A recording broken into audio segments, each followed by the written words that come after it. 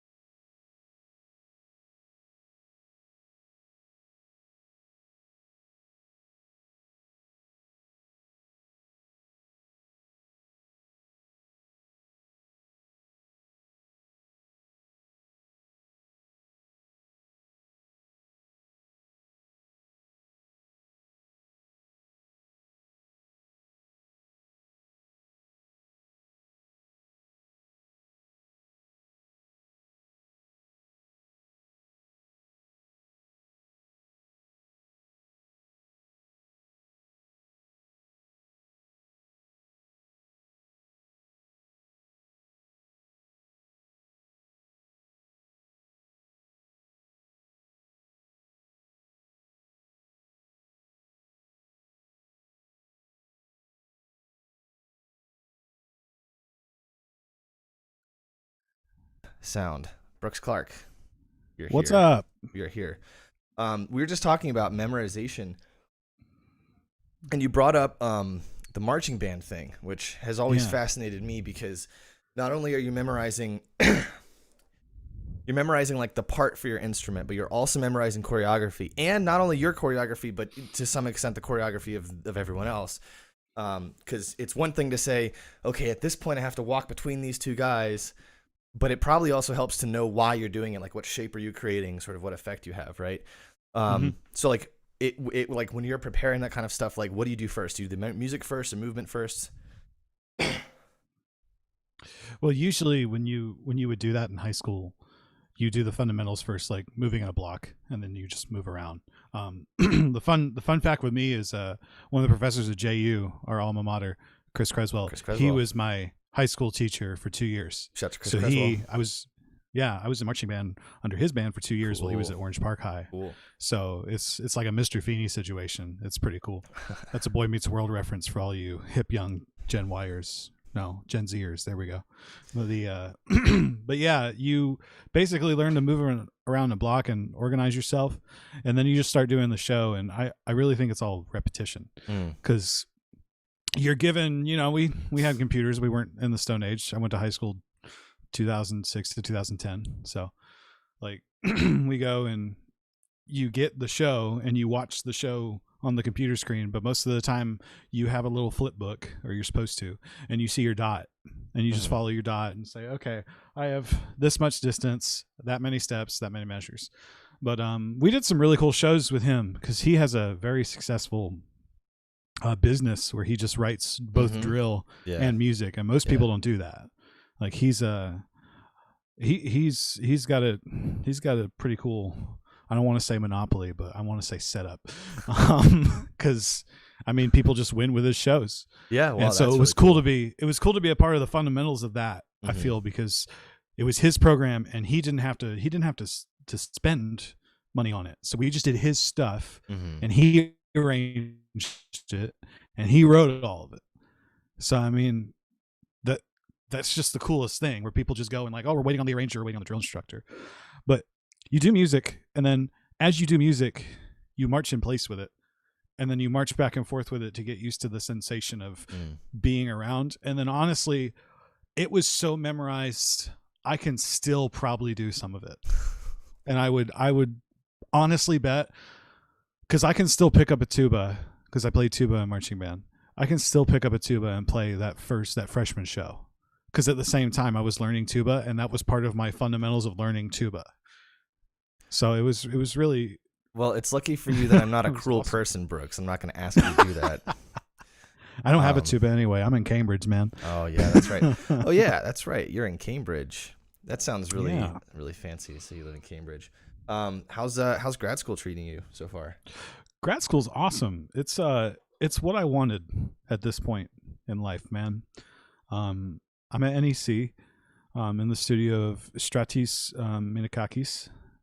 He's a really, lessons with him are very, very focused on like everything from the smallest detail to the overall thing that I'm trying to do with my piece, like what message I'm trying to portray with something I'm making.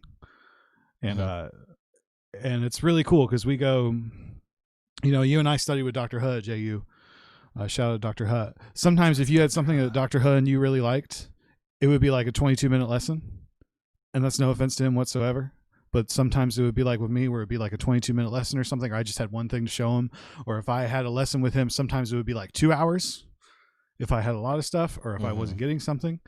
And this has always been like it's still kind of like that, but we go a minimum of an hour here. So I'm glad it's not like a draconian process to compose. Yeah. Well, I mean, I don't know. I've only ever studied composition with one guy, but Dr. He's emphasis was so much more on like, I'm really not here to tell you that this doesn't sound good or does sound good. I'm just here to tell you, I don't think this is matching up to I don't think this is accomplishing what you're intending to accomplish.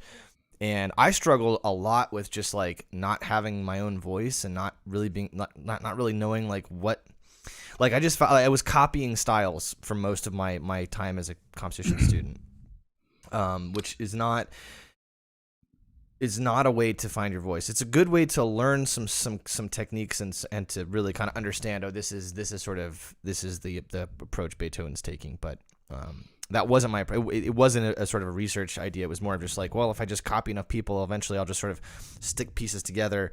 And so a lot of the times I would just go in and Dr. Howe would be like, this is really you. This doesn't sound like you. I think you should go take the rest of the lesson and write something, So, which is a little disheartening until you understand what he's trying to get you to do, which took me way too long. No, it took me about a year and a half at JU to realize that was kind of his angle of it. Mm-hmm. Yeah.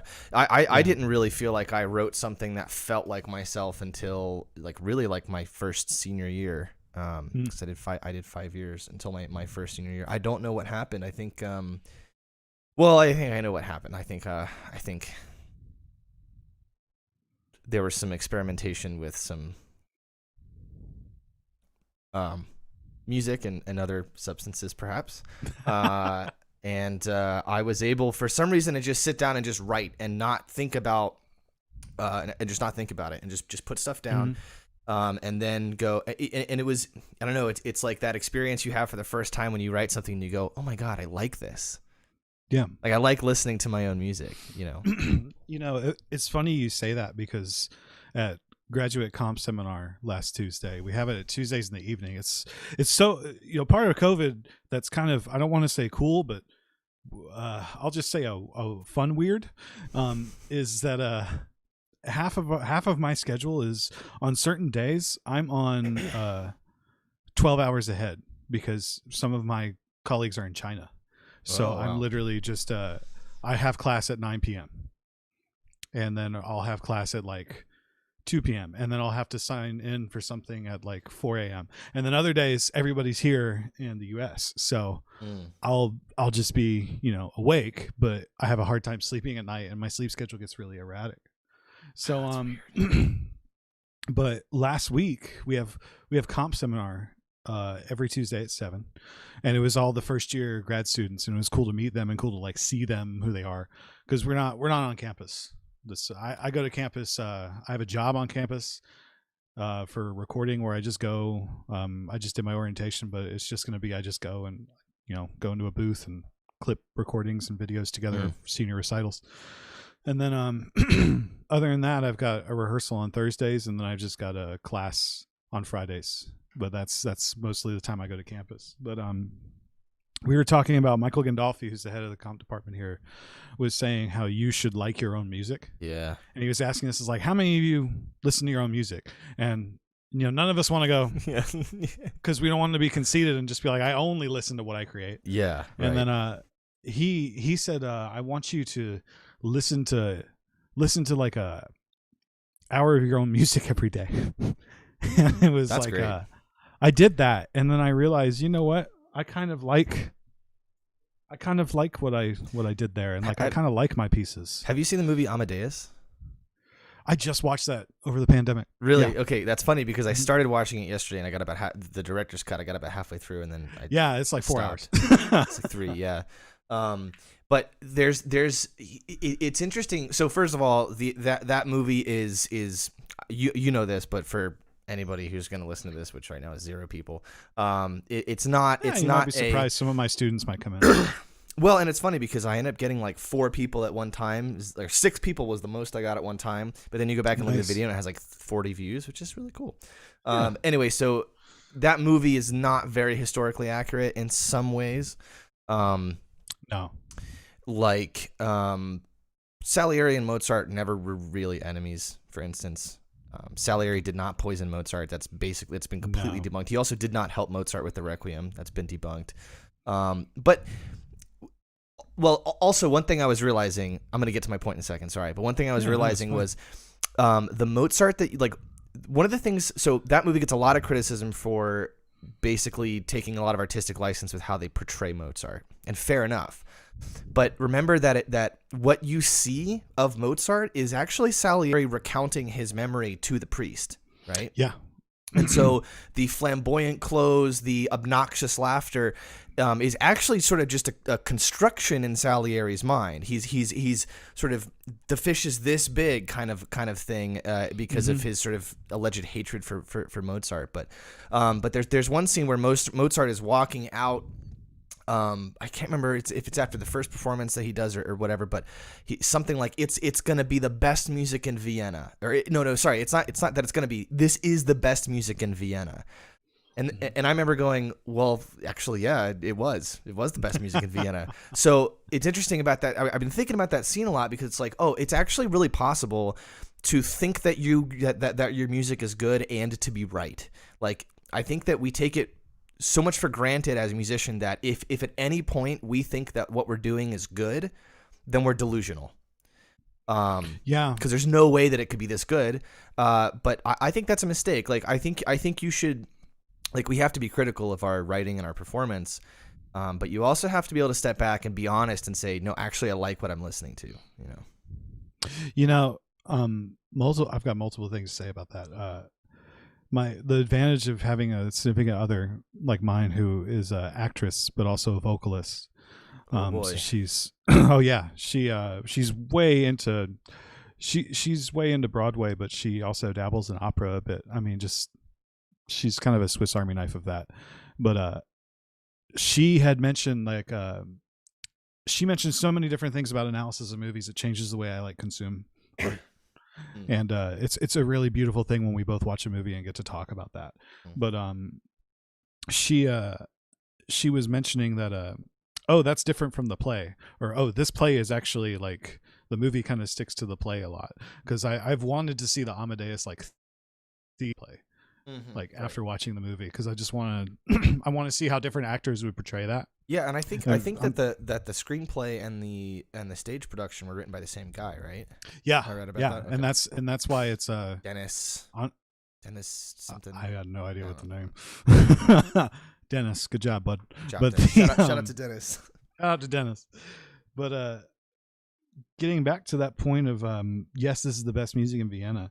John Adams had a really interesting interview recently, the composer, not the president, where he was saying that the most humbling thing for a composer to do is start with a blank page again.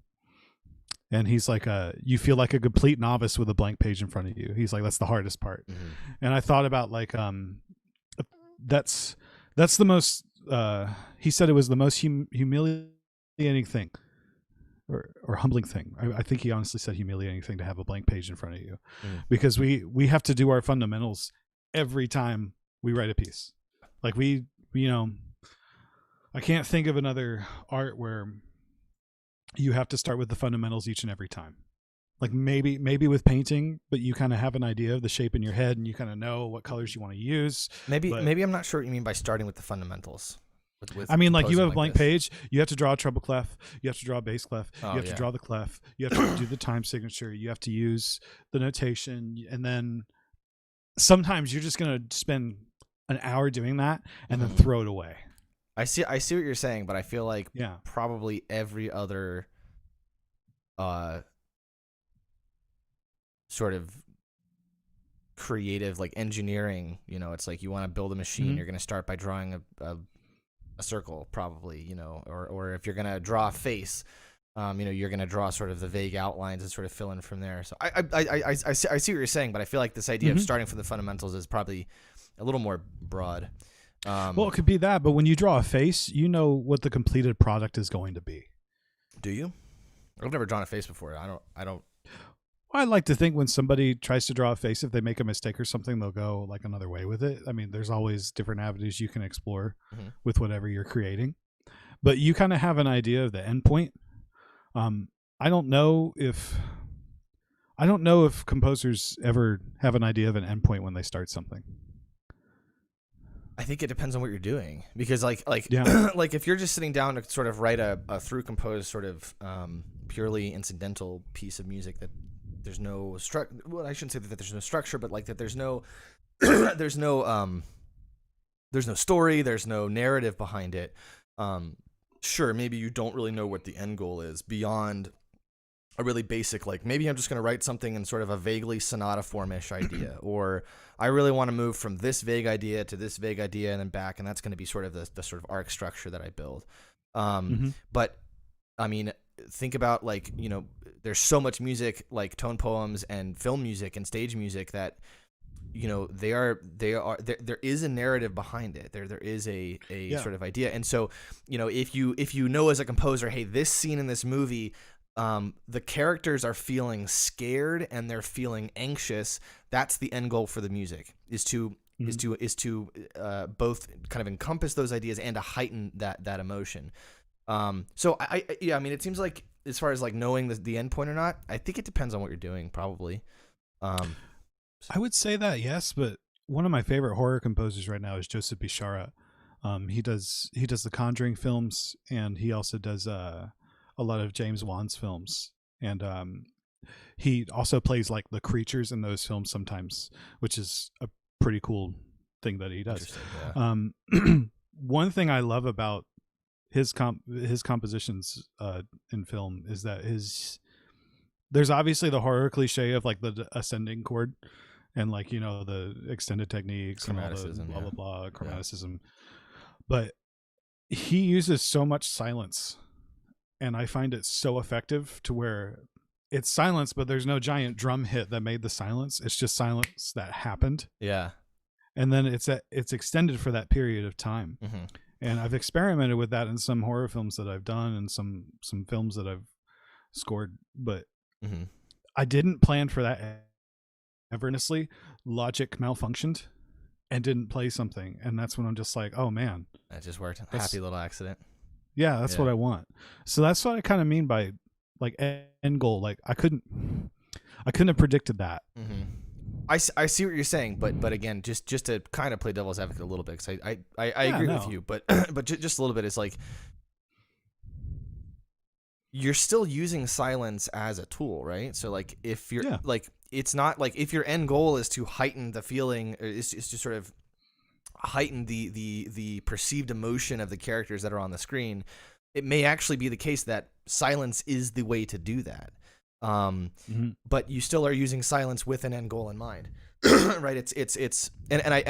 I don't believe that this is what you're saying, but I just want to, you know, just whatever. It's not on the side of laziness of the composer of like, well, I just don't want to write music for 30 seconds. So I just won't, you know, and I'll try to play it off as artsy. It's like, if that silence is going to be effective, it has to be used the right way. A couple years ago when I was still in grad school, Yo-Yo Ma came to DU and did a master class, a chamber master class. And he was working with a quartet. We're playing the Arensky quartet. I think it was the double cello one or double viol. I can't remember which one.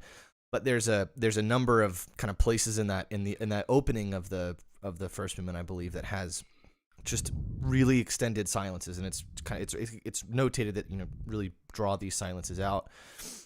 And one of the things that Yo-Yo Ma was talking about was like something to the effect of silence can still mean something. Like no sound can still have meaning, but it only has meaning based on how you get into the silence, right? How you get into the silence is what gives the rest of the silence its meaning.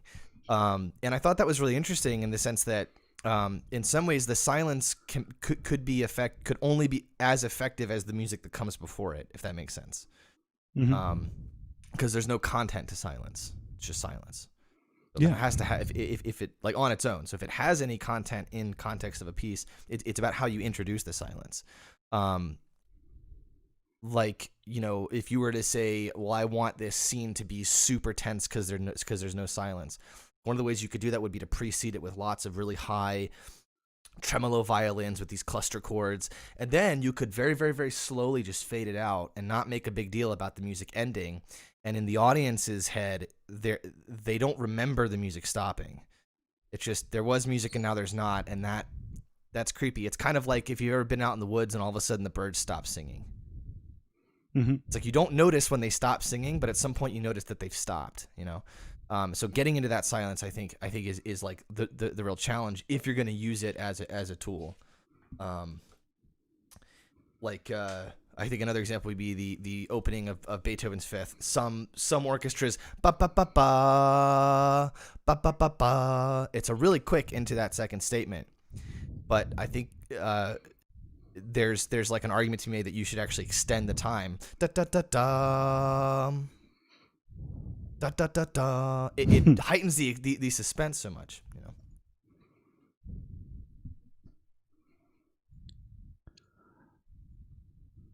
I like that a lot, man. I actually haven't written anything. It's in a very so long much. Time, so. No, it's so much to. Sometimes when people say really good things, I have to think. Somebody told me they could get me Yo-Yo Ma on here. Dude, that'd be amazing. Not that I don't believe them. I just don't want to believe them because I don't want to get my hopes up. But that would be stupid. You know, he re-released 2 years ago the 6 cello suites. Yeah, which is fascinating. Listening to the differences between the first recording was in like 1987 or something. This is like 30 years later. You know, it's really fascinating listening to the differences between those 2 albums. Because I think he was 27 or 28 when he released the first set. You know, then he'd be basically 60 when he released the final set.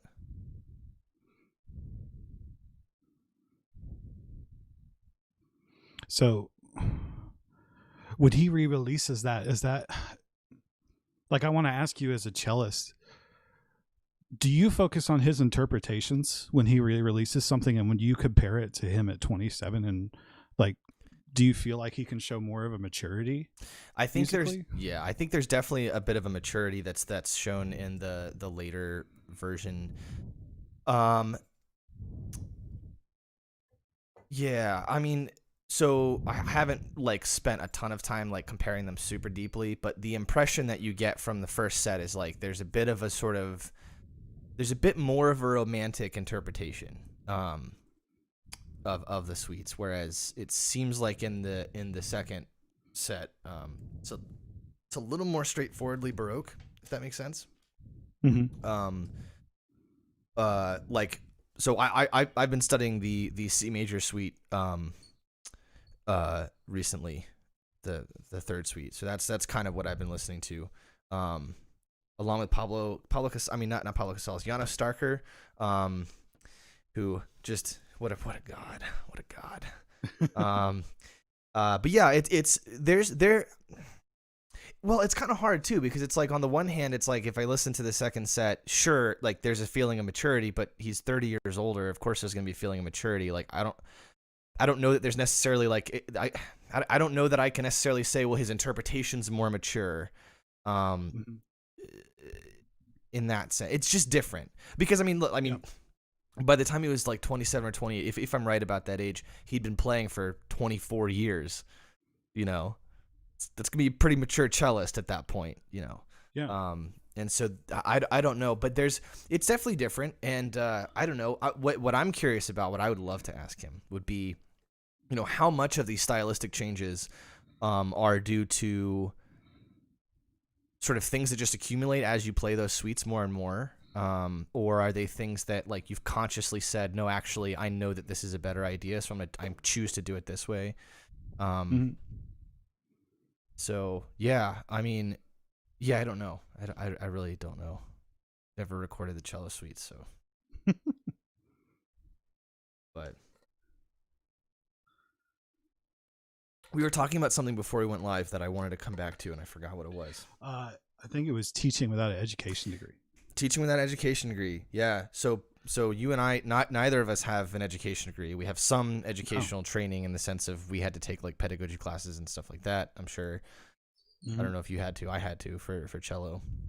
I didn't. No, I did.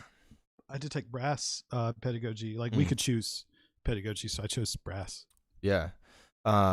It does not prepare you for teaching full time. No, it does not. Especially not if you're teaching in a school. Like it's one thing. Maybe you're a little more prepared to teach privately, but definitely not in schools. So it's curious to me because you've clearly been very successful at it because you were nominated for an educational Grammy. Which is something I did not know existed until you and Brooks got. I didn't know it existed until I got the email, and I thought it was a scam until I looked it up. Like it's like these Nigerians are getting crafty. Yeah, man, they're after my thousands of dollars. But no, it's been I had a real baptism by fire with education. Not like in a horrible way, but I worked for a new school that had just opened, and the school was a classical school. So the kids, the idea was the kids learned Latin and they learned the classics. And it's the school. I'm not really sure it was modeled to have a band or something, it's just in that the county that I taught in, band was a thing. I mean, it was the county I grew up in. Yeah. Band's the thing. Right. And you so just had band. The person hired me. She wanted to compete with the other high schools in the area because the plan for the school was K through 12. And then I just kind of didn't know it existed until I got the email, and I thought it was a scam until I looked 14 to like 14 seventh graders and 12 eighth graders, and then after 3 years that grew to 32 junior high, and then about 20 high school, because we were still only K through 10. But I was doing a lot with it. I also had to do elementary, and I was lucky enough to I did chorus for a little bit, but then it was just like they were trying to make me do band and chorus at the same time, which is something you just can't do, and no one can do that. No educator can do that because it's two different classes. Yeah. So I was lucky enough to get another JU alumni, Brooke Smith, who now still works at that school. But her and I had it going on, man. We were a great team. I loved working with Brooke, but it was a lot to, the main thing is it humbled me in the sense of like I had to learn what they were learning, but learn it to a point where I could not forget it whatsoever. And then I also had to memorize woodwind fingerings. And then you have to learn that stuff to a point where you can teach it, which is not the same as knowing what it is, right? Yeah. And I had to be the guy with the answers. Yeah. Like I had to be the guy with the answers, not only for the kids, but for the adults. And also, I had to budget. I had to fundraise. Jeez. I had to be the music guy. I had to be the AV guy. It was a lot. I do not envy you, but I mean, you grew that program. I mean, you were there for how many years? 2 years? Is that right? 3 years. What was the growth rate from day one to last day? Gosh. Well, the last day we were under COVID, but we did MPA my last year. They didn't grade us because we had a really weird instrumentation. I had a lot of percussionists because I let the kids play what they wanted to play, and I kind of steered different ones towards different instruments when I noticed that they had a good, because like I went online and downloaded PDFs of education books. I was just like look at lip structures of kids and things, and I learned, luckily I had so many good teachers building up to this. I knew how to just test things. Yeah. Yeah. And I'm sorry, go ahead. Yeah, it was all mostly kind of instinct and just don't be afraid to fall flat in your face. And I think that's kind of, when I saw other teachers were kind of winging it too, it was really reassuring. Yeah. It's funny. I think the hardest part for me, I've been teaching privately I don't teach in schools anymore. I quit all those jobs, but I taught him, I taught him in public school for 3 years, doing after school and before school orchestra programs, which is really rough. If you ever get a chance to do a before school orchestra program, do it for a year and you'll really, really appreciate everything else you do, because you're not having to listen to screeching violins at 7:20 a.m.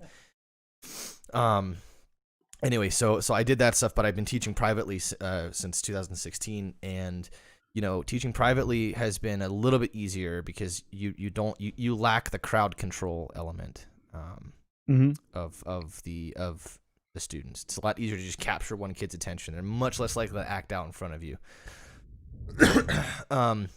But it was a lot of embracing. Like when I started to feel really comfortable with it was when I embraced and said, I actually don't know a whole lot about how to teach something, but you know what? Probably have none of the other teachers I've ever had in my life.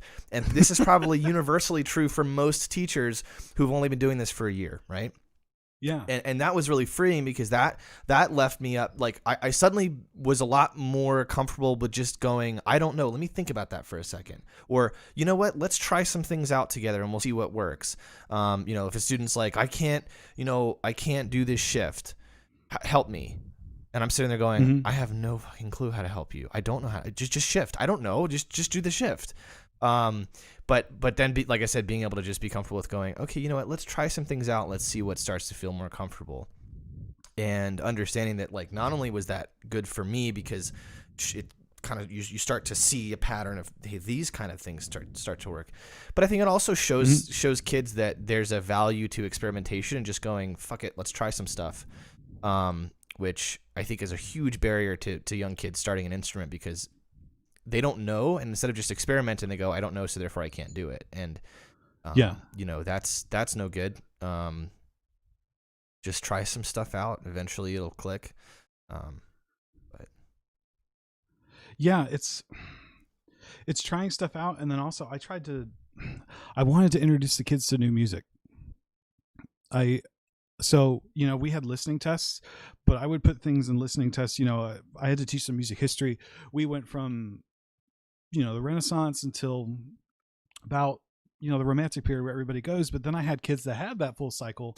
So my 9th and 10th graders, we just started with 20th century, and I divided that into concepts and things. And, we looked at as far as Messiaen and Xenakis, and I put those on the listening test. We looked at Stockhausen, and those kids, like, they were really into it. And, it was, I think it's just because I was learning it with them sometimes, and we got to discover things together because I would put scores up on the projector, and then it would just be, I was like, oh, look at this detail here. And then a few others. Like, I think the coolest thing is when you get people that don't have the curse of knowing things.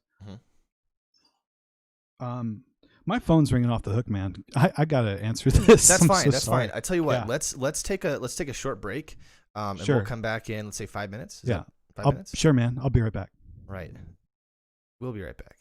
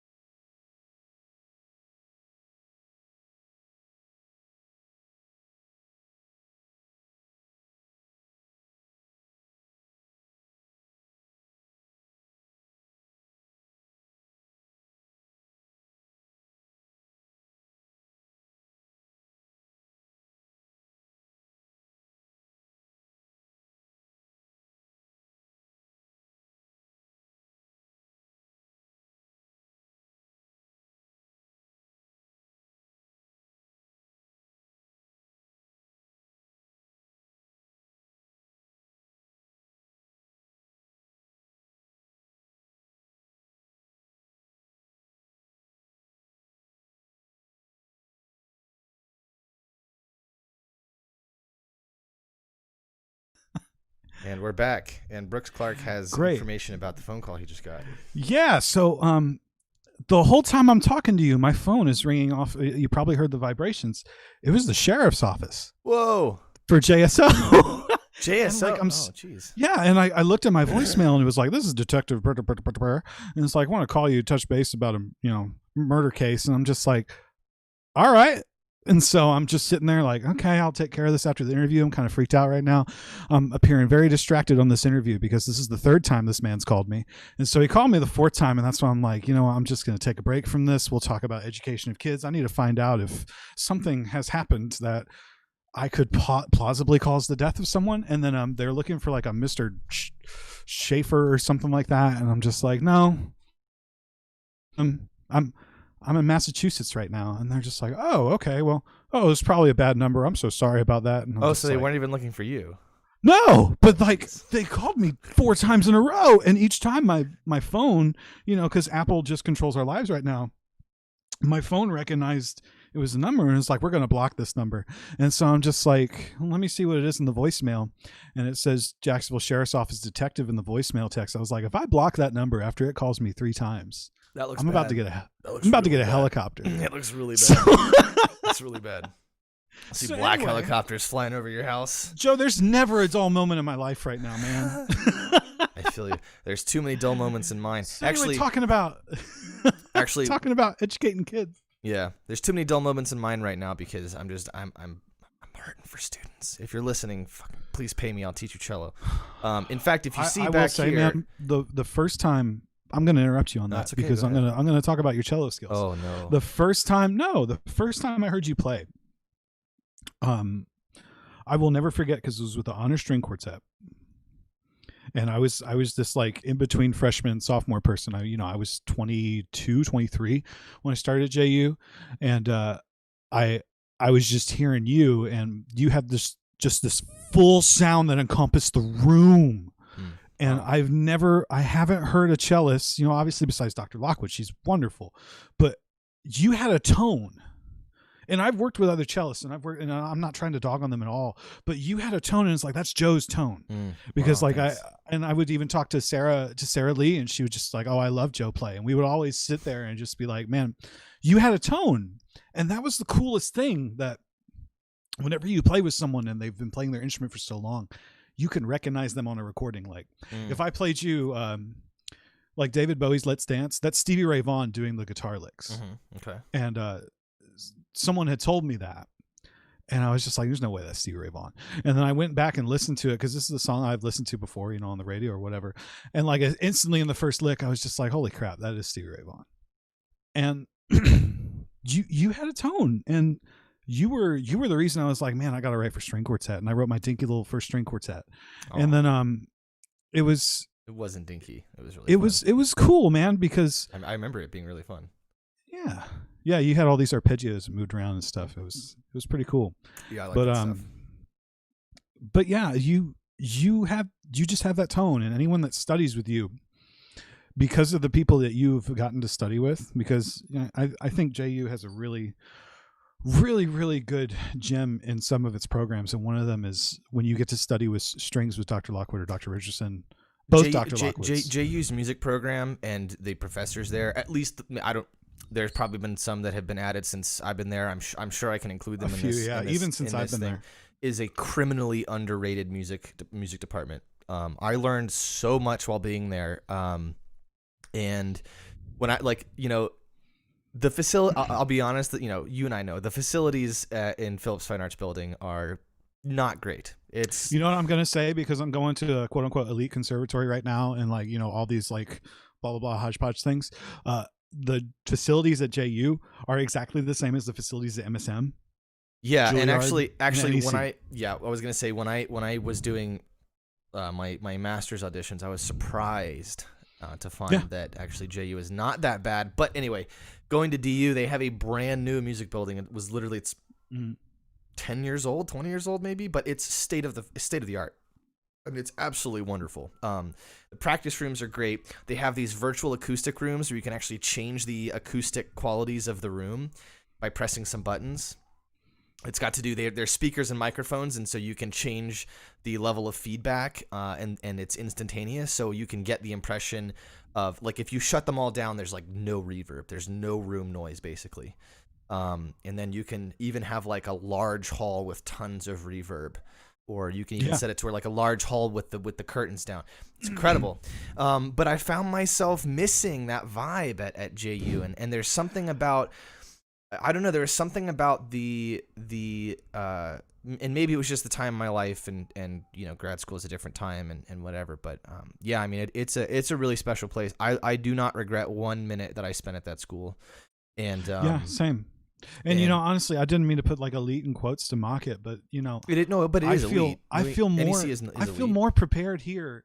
That's the thing. Like I feel so much more prepared here because of that thing. And then honestly, going back to teaching, there were so many things at JU that I got to do and that I did that prepared me for the teaching realm without my education degree that I would have just died if I didn't do. Yeah.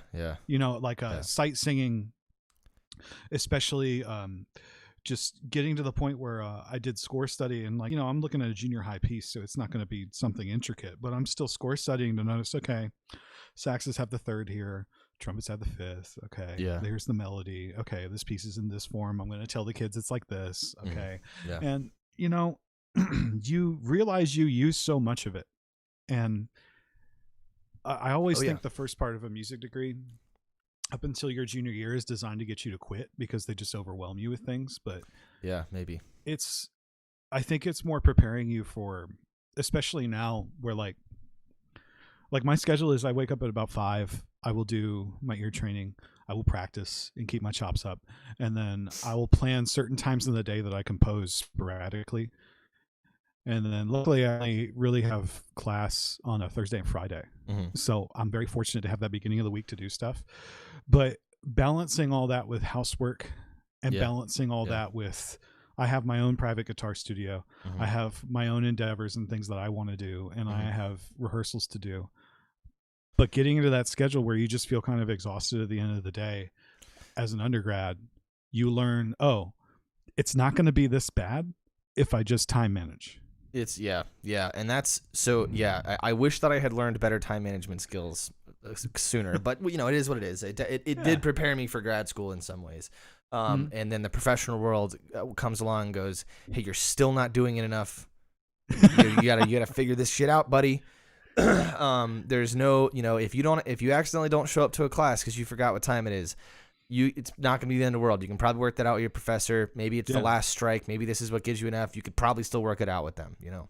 Everyone's human. But if you fucking forget about a gig, that's it, dog. Not only do you not get paid, you don't get hired again, and that's the opportunity cost is super high for it's like the opportunity cost for not managing your time well in school is, it's not insignificant, but it's like maybe you'll get a lower grade, or maybe your professors will trust you less, or whatever, you know. But the opportunity cost for having bad time management as a professional is you don't pay your bills, and then you become homeless. Well, not only that is, I don't know about you, but there's, you know, everybody talks about that voice and that imposter syndrome you have, but if I miss a gig or something, like I've been a part of some bands that have missed gigs. I've never, knock on wood, missed one intentionally, but I've been like associated with bands that have double booked themselves, and there's just a psychological cost of that where you sit there and it's just like, what am I doing? Yeah. Why did I do that? Yeah. And it's just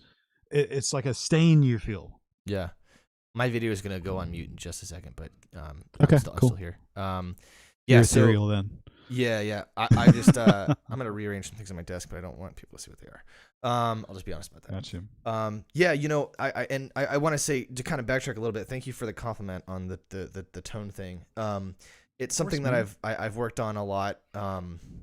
And with my students, I focus on tone from the get go, because the thing is it's. I found with now I really don't ever teach students below the age of 9, and I have some exceptions on that. But if they're below the age of 9, I have to meet them first. They have to already have been playing, and I probably won't take them. So I am sort of speaking about a sort of lower end of the age range, but I found that it's a lot easier for a student to identify a better sound than a more in tune note.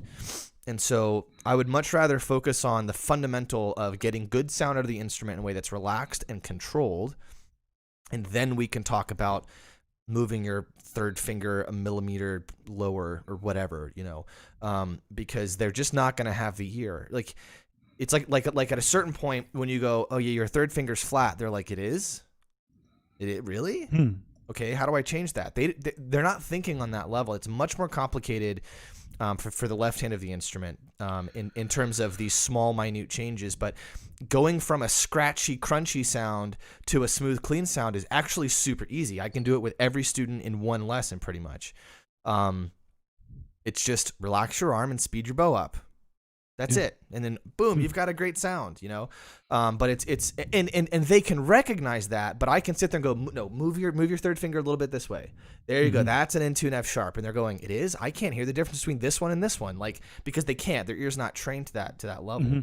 And so sound quality has been super important for me. Because I would rather listen to somebody who has really good control over their tone and questionable intonation than someone who's pitch perfect and sounds like shit. Because I mean, for the cello, by the way, I should clarify this for string instruments. Most of the things that kind of build these layers of musical expression, like dynamics, volume, quality of sound, articulations, they all come from the bow. There are some things that have to do with expression that happen in the left hand. So if you have expressive intonation, for instance, if you're in D major, your C sharps maybe should be a little higher if they're in a dominant chord, because it increases the tension and makes that resolution a little more tasty. So there's some expressive intonation stuff, and then you have vibrato.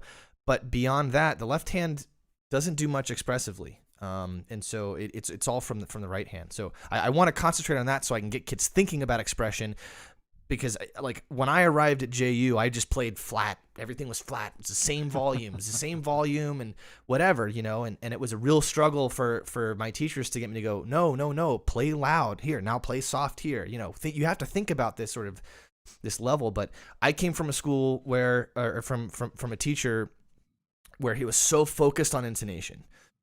This note's not in tune. You got to practice the shift, repeat it 100 times. And that's valuable things to do, but I didn't really have a good sort of sound quality foundation. And it was a huge struggle. So I want to get kids thinking about it at first so they don't have to break the habit of playing flat. And I don't mean flat pitch-wise, obviously, but just flat expressively. Yeah.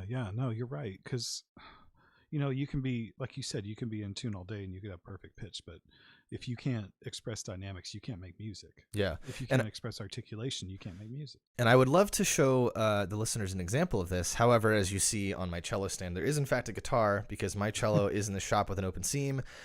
One like equals one prayer for my cello. Please like this video. No, my cello is going to be fine. I'll get it back today or tomorrow. An open seam is not an issue at all. Okay. It's the best case scenario for a cello. I'm glad you found a luthier where you're at. There's tons out here, dude, in Denver. Yeah, there's like 4 or 5 really good ones. Dude, that too, and like just being in Boston, or being near Boston, because technically I'm in the Republic of Cambridge, but there are so many.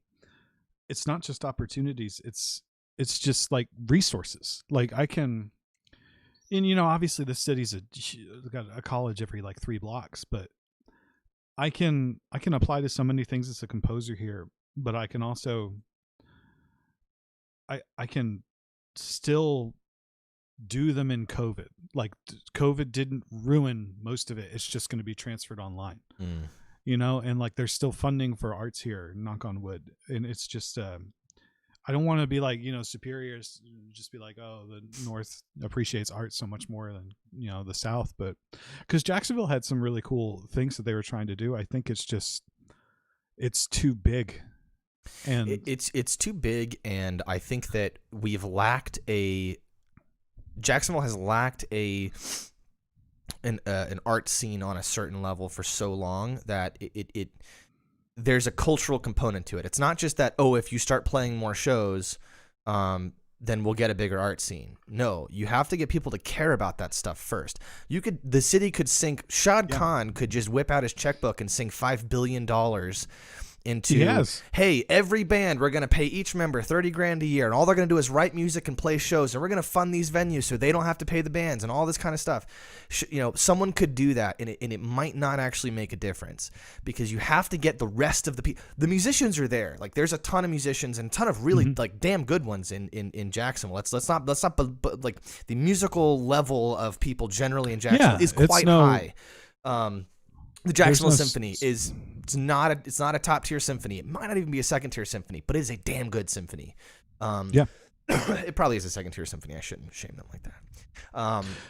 But we have such a high caliber and such a high number of musicians in Jacksonville. The problem is that the people who aren't musicians don't really care that much. when they think if you had people sit down and write a list of what to do on a Friday night, going to see a show would probably not be very high on the list, if it even made it at all. It would be go to the movies, go to the mall. Here's what happens. I don't know, literally anything else.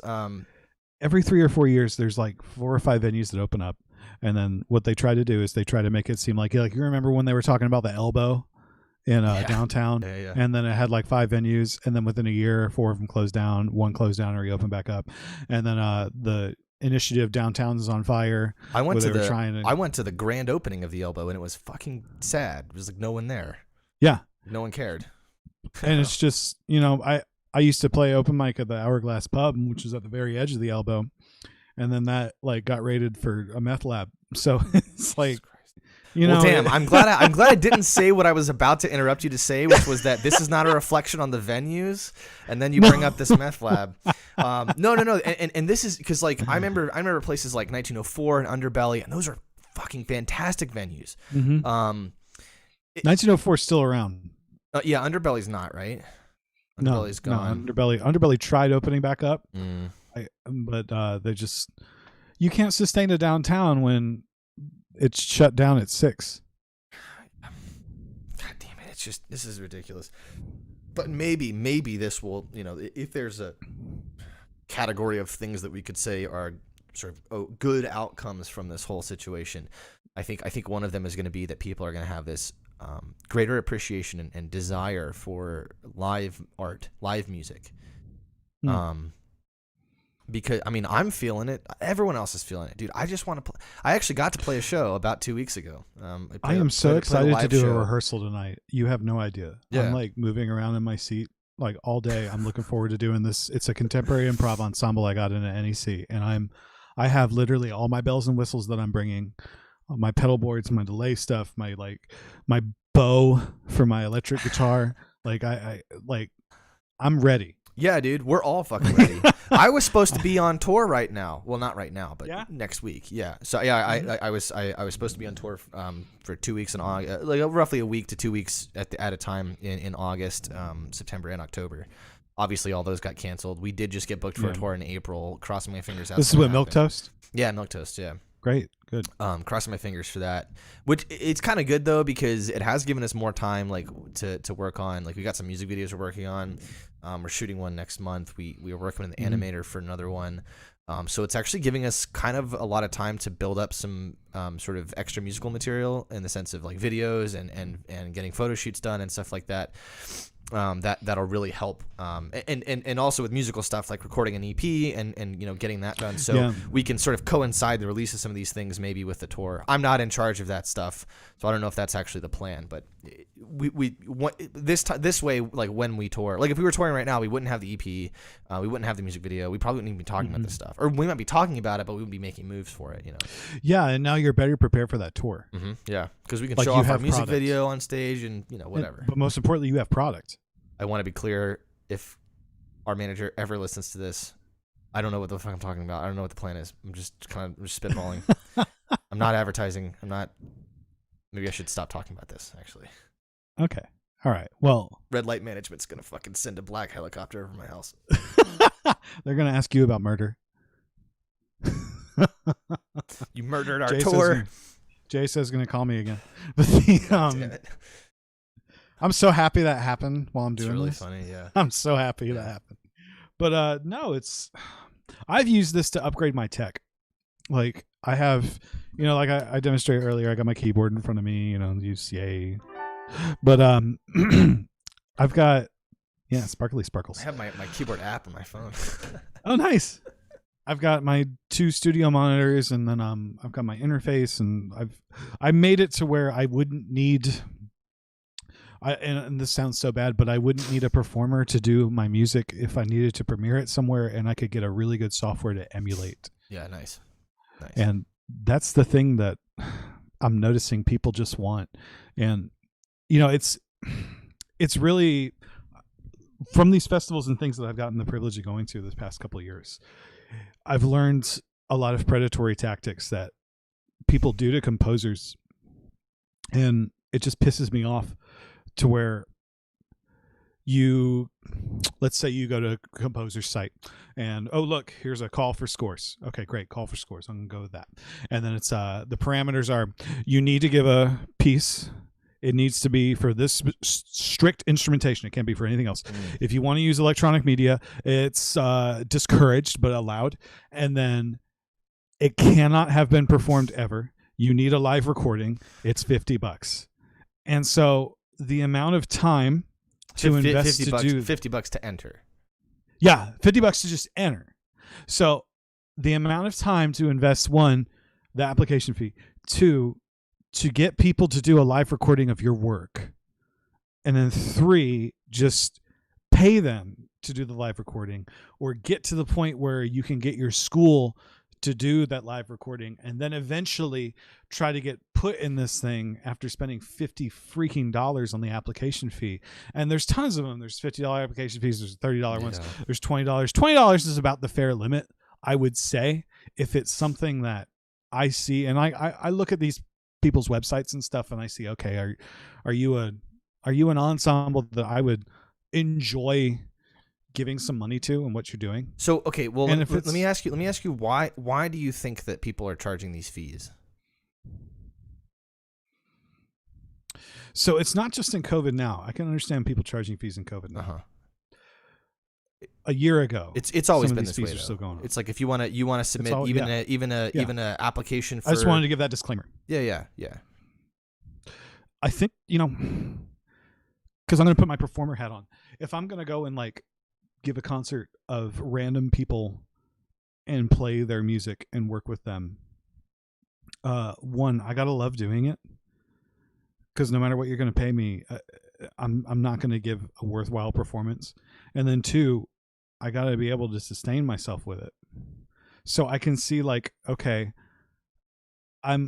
if artists are getting the money, like if it's straight going to the performers of my work that I'm auditioning for this thing for, I'm okay with paying them. Well, but if it's going to the organization, then there is enough grant writing you can do and enough fundraising you can do to avoid that. Well, that's a good point. Where it's not something like $50 or $100. But to be fair, we are sort of being very general with talking about organizations. There are organizations who put out calls for scores that have millions of dollars of funding, and organizations like and organizations like the Nebula Ensemble here in Denver who have no funding. Anything that's done is basically done out of the pockets of the board, and maybe they get some donations, and I think they recently did start charging tickets for concerts. But it's not a lot of money. It's not. It's a couple $100 is maybe what's going on there. I'm not speaking specifically about Nebula, but the things in that. Now, Nebula did recently put out a call for scores. I don't know if they charged or not. My thought would be they probably didn't, because it's just I know the people in Nebula. Technically, I'm in Nebula as well. I don't think that they charged. But you're right as far as the grants. There are $1 million. There's like $500 million in musical grants out there. I think that's the number that I heard, something like that. Depending on the state you live in and whatever. And so if you're an organization that's been around for a long time and has sort of the documents and materials that you would need to get those grants and the people to write them, I think it's probably kind of predatory to charge $50 fucking dollars if you just got, a $80,000 grant or something. But at the same time, there may be organizations out there who don't have the ability to get these grants. Maybe they're not eligible for them for some reason or something like that, and they've still maybe got to pay somebody, or they don't want to get flooded with a bunch of bullshit. And so what they're going to do is they're going to say, we are going to because if I'm just sort of dicking around and not writing anything that's really worthwhile, then I'm probably not going to be looking at a submission for scores anyway. And if I am and I'm writing bullshit, they want to be able to weed it out. And if they do have to go through this bullshit, they want to maybe get some money out of it. I can kind of see that, you know what I'm saying? Like, I don't know. It seems like just saying across the board, it's like wrong or predatory simply to ask for an application fee. I don't know. Like, I can see some circumstances where it's justified, Some are more predatory than others, but it's not that across the board. Like I said, if I see, I really care about performers, honestly. Like if I see if this money is going straight to performers, or if the performers have done the call to scores themselves, like the performers themselves that made the website, made the call to scores, and it's only like a $15 or $20 application fee, or even up to $30, and I see like the whole website's made by them. They have their performances up, their website's properly formatted, they have, you know, information about each member of the ensemble. Okay, that money's going to you and I will support you. But if it's something like an organization and they have a full orchestra, and I'm being very vague about this organization, they have a full orchestra, they have funding for that orchestra, and then they put in their funding expected, like yearly, the call for scores that they nationally have, and then they put that, like, that's part of their funding.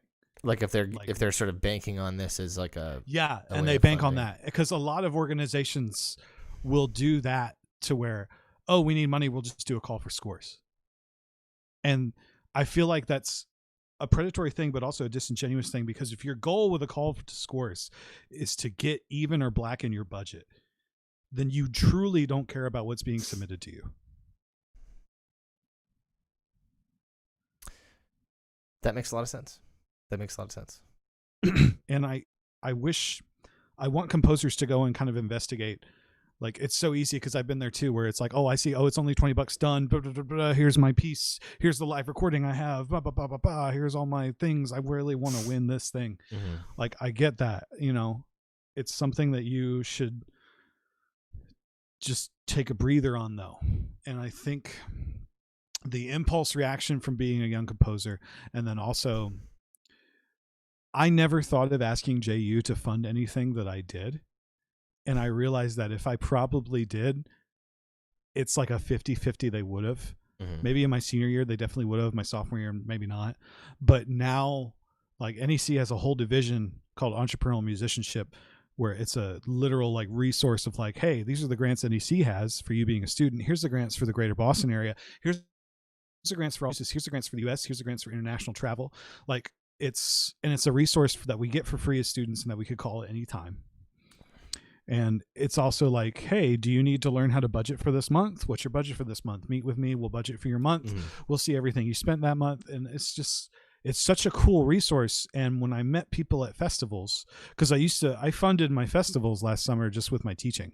That's just, I mean, I was on salary all the summer. So I was like, okay, this festival, yes, it's expensive, but I have a little bit of a scholarship and I have a salary, so I can do it. Because this is just the thing that I'm really passionate about, and I need to do this. I think festivals are super important, and I passed on a lot of doing festivals until actually after I graduated undergrad. Now the festival I ended up going to was not great. It's not very well run. I'm not going to name it. It was Montecito Festival in California. It was. I can speak at length as to the bullshit that happened at that festival, and you can sue me for slander. I don't give a fuck. I paid too much money to you guys, and I had too much free time. See, the problem was, I shouldn't say I did. My parents helped me fund this. It cost about $2,600 to go to this fucking festival for 2 weeks. Wow. Included everything. Did not include your airfare. No, I'm sorry. The $2,600 was after. No, that's not correct either. It's like, yeah, it was $2,600 before the airfare. Okay. They did give me like a 30% scholarship, so it brought it down to like under $2,000, but it was close to $2,000 basically. And I was in one chamber ensemble, which met once a day for 2 hours, and I had lessons every other day for 1 hour. That's all I did. How many other performers were there? Hundreds. So was it only performers or composers as well? Only performers. It's a strings performing camp. Now, all of the middle schoolers and high schoolers, they were in 3 chamber ensembles. Oh, and they were also in orchestra that met twice a day, every day. And I'm sitting here going, I want to do this. Put me in 3 other ensembles. So as I kind of, like, within the first week of the camp, with talking to another number of other people who were of undergraduate age, and some people who were like me about to go into grad school, found out that pretty much everyone over the age of 18 had this very open schedule, and they weren't doing anything. They were all in 1 chamber group or maybe 2 chamber groups. I don't know what it was. I think what it was they were like, we don't have the personnel to supervise all these kids, so we need to make sure that the young kids, anyone under 18, is always doing something. They're always in an orchestra. They're always in a chamber group. They're always in a theory class. They couldn't just make a super large orchestra with all of you? Exactly. Yeah, that's what I said. Well, and then even in like talking to other people, I was like, would you be down to like be in another chamber ensemble? Yeah, hell yeah. Okay, cool. We've got a string quartet. What do you guys want to play? You want to play? Let's play Borodin. Oh, let's do Borodin. We'll just fucking grind for like 4 days. We'll do nothing but practice Borodin. And then I approached the person who ran the camp and I say, hey, so I've got these other musicians. We've got a quartet. We're all about to go into grad school, or we're all seniors or whatever. We'd love to play Borodin. Is there any way we could form this and you guys could put us on a concert? No. Why not? Wow. Why can't you? Why not? No, we've already got the whole schedule. We've already got the blah, blah, blah. And I'm like, I don't give a fuck. Like, that chapel where we're having all of the chamber ensemble concerts is not being used at 2 p.m. Let me have a fucking concert at 2 p.m. I don't give a shit if people don't come. I just want to do it. I'm here. I'm on this really cool campus with this beautiful chapel. I've got all day to do nothing but practice music. All we want to do, this isn't even my idea, it's like all we want to do is just, we want to play chamber music together and want to perform it, and if the only people who come are like 5 people we manage to grab on the way to the chapel, so what? Like, we don't really care. You don't even have to make us a program. We'll just announce our program. No, sorry, we can't do it. So don't go to Montecito unless you are under the age of 18. Then you'll have a lot of stuff to do. But beyond that, you will be bored as fuck and you'll pay way too much money. I tell you one that you should really think about doing is actually by here, Longy Divergent Studio. Say it again. Longy Divergent Studio. You should really look into that one. How do you spell that? So Longy. I'm going to put the link in the chat for you because I have it like boom. And then Divergent, like the books. Oh no, it's coming up on screen. Hold on. So Longy Divergent. I'm just going to Google it. All right, cool. I'll check that out.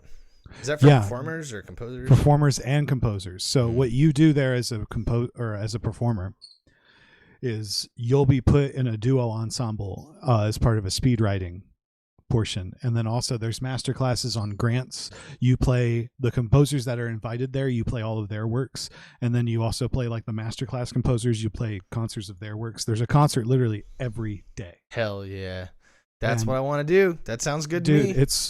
If you do it, don't worry about finding a place to stay. This couch folds out as a bed. Hell and yeah, I'm half a mile from the school. That would be amazing. Just do it. That would be fun. Yeah. That's the first festival I did. And that was what introduced me to, okay, Boston's the place I want to go. This is the new music I want to make. Because the first night of that festival, part of the ensemble Load Bang, which is an ensemble made up of some Longy faculty.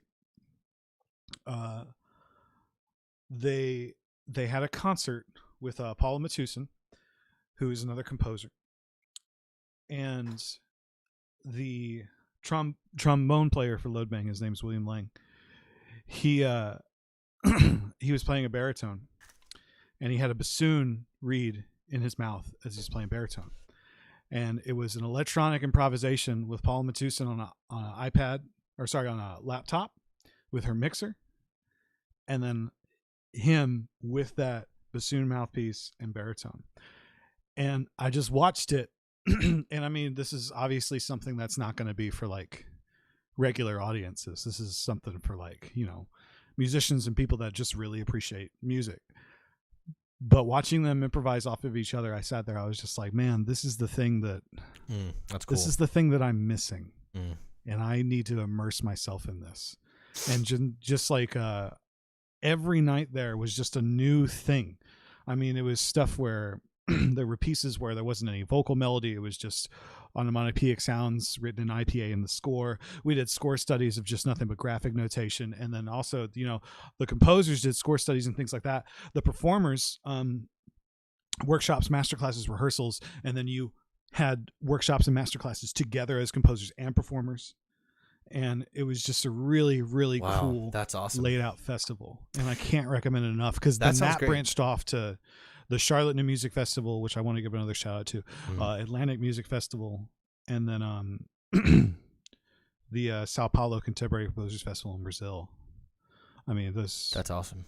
Just really that opened the floodgates for me. Yeah, one of my favorite like a lot of my favorite memories best memories from JU was getting to work with other composers as a performer and getting to work with performers as a composer. It was really great doing that double master not double master, but double major, double bachelor's. Yeah. Because I got to see both sides of it, and it was really fun to be able to walk into a room and be like, wow, you guys are here to play my music? You guys are here to play my stuff? Yeah. I mean, and you're going to give me feedback? Are you serious? This is so fucking great. This is the best I could ask for. And there's nothing like, I'm sure you've had this experience.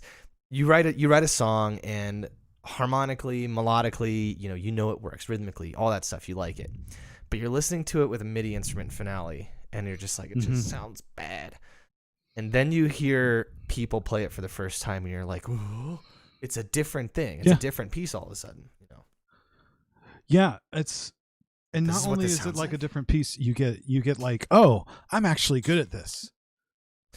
Like I'm meant to do this. Yeah. That's the feeling I got a bit where I listen to instrumentalists play my music, where I'm just like, that was actually pretty good. I did pretty good there, and it's pretty good. David. or like sometimes like you'll put something in, and the effect that it has is not what you anticipated. Yeah. The effect that it has when it's played by actual people is something different, and it's like all of a sudden your 2D image becomes 3-dimensional, but it's someone else is doing it, and you're seeing it for the first time in a way that you could never have anticipated. It's really incredible, and like I said, also to get feedback, and this is kind of tying into a little bit of sort of the whole point of these conversations is. Feedback is super important for musicians of any kind. And a lot of the feedback that we get does come from things like rehearsals and live shows. And a lot of us, including myself, are missing that feedback. I'm missing somebody who's going to come up to me at a show and be like, dude, that was great. Really wish I could have heard that guitar more though.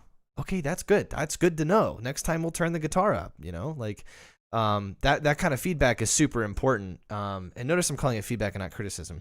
But that kind of feedback is really important. Or even just having a jam session with somebody, and they'll be like, "Hey, dude, you sounded really good. Have you ever thought about like this kind of voicing for whatever? Like a buddy of mine taught me recently about thinking about the fifth relationship between the third and the seventh in jazz harmony, and how one of the ways you can build your solos is instead of thinking about the root in the fifth, which is the way that I would think about it classically, but thinking about this like playing between like the seventh and the third, somewhere around there, playing with those the seventh notes. and third of a chord. Yeah. So if I was like doing an improv that's a little more sort of straightforward and diatonic, I'm like, okay, this is a D chord. Great. I know D and A work. I'm going to play around with these notes, right? Versus thinking about like F sharp and maybe C natural or C sharp, depending on if it's dominant or not. But it's just like, that's the kind of feedback that like, no, I have never thought about that. Please tell me more, and it just really opened my eyes to this kind of feeding idea. Off of that, I miss too. I miss that to where, when I go to a jam session and I just really get to vibe with someone in that unspoken thing where you are in sync with somebody, and specifically with drummers, because I love playing rhythm guitar as much as I love doing stupid lead stuff. If I get to do a good rhythm guitar vibe with a drummer, I'm set. I could care less what everyone else is doing, especially if I get to do a rhythm fill with the drummer at the same time. And there's been only 2 drummers that I've ever played with that I haven't practiced with before that I've done. We've both done the exact same kind of fill for our instrument respectively. Sweet. And in that moment where you just sit there, it's just it's not so much a fist bump. It's just like like, yes, we did that. We're locked. And it's like you validated each other in the sense of like, yeah, okay, I'm doing something right if somebody else comes up with the same idea at the same time. I'm doing something right, Or when you're referencing a song and they immediately get it and they do it. Yeah. That's another one of my favorite things to do. That's just fun. Yeah, it's interesting because what you're talking about is just communication. And one of sort of my big curiosities, especially lately, I've been listening to the Bernstein Norton lectures at Harvard from the 70s, I think, which are freaking fascinating. I'm only about halfway through the second. No, I'm not even halfway through. I think maybe I'm like 20 minutes into the first, or he's the man. The second he's episode. Just the man. But he talks a lot about looking at music as language and the differences between the two, and how it's not right to say that music is a language, but it's also not right to say that music is not language. It's something in the middle. It's a little bit of both of those worlds. And yeah, I'm really curious to hear your thoughts about that perspective of do you view music as language or as a language, or like, what's your thought about that? So when I first started training at that classical school, it's affiliated with Hillsdale College, which besides being like a hotbed of conservative, a hodgepodge of perfectness or whatever, however they want to see it. Their educational foundations were kind of interesting, where the guy who was there, his name was Dr. Kilgore. He was a cool dude. I liked his perspective on things, even if he worked for Hillsdale. But he drew a tree, and basically he drew this tree, and from these branches of the tree was education. You know, he didn't want to call it a tree of knowledge, but it was a tree of education. But at the foundation, at the roots of that tree, was communication, like how humans communicate. Basically, the essence of education is learning how to effectively communicate. And then some of the branches that got off of that tree, there were 3 main branches, and I'm trying to remember all of them. But when you get to arithmetic, was one of the branches. Language was one of the branches, and then he didn't branch art as its own branch.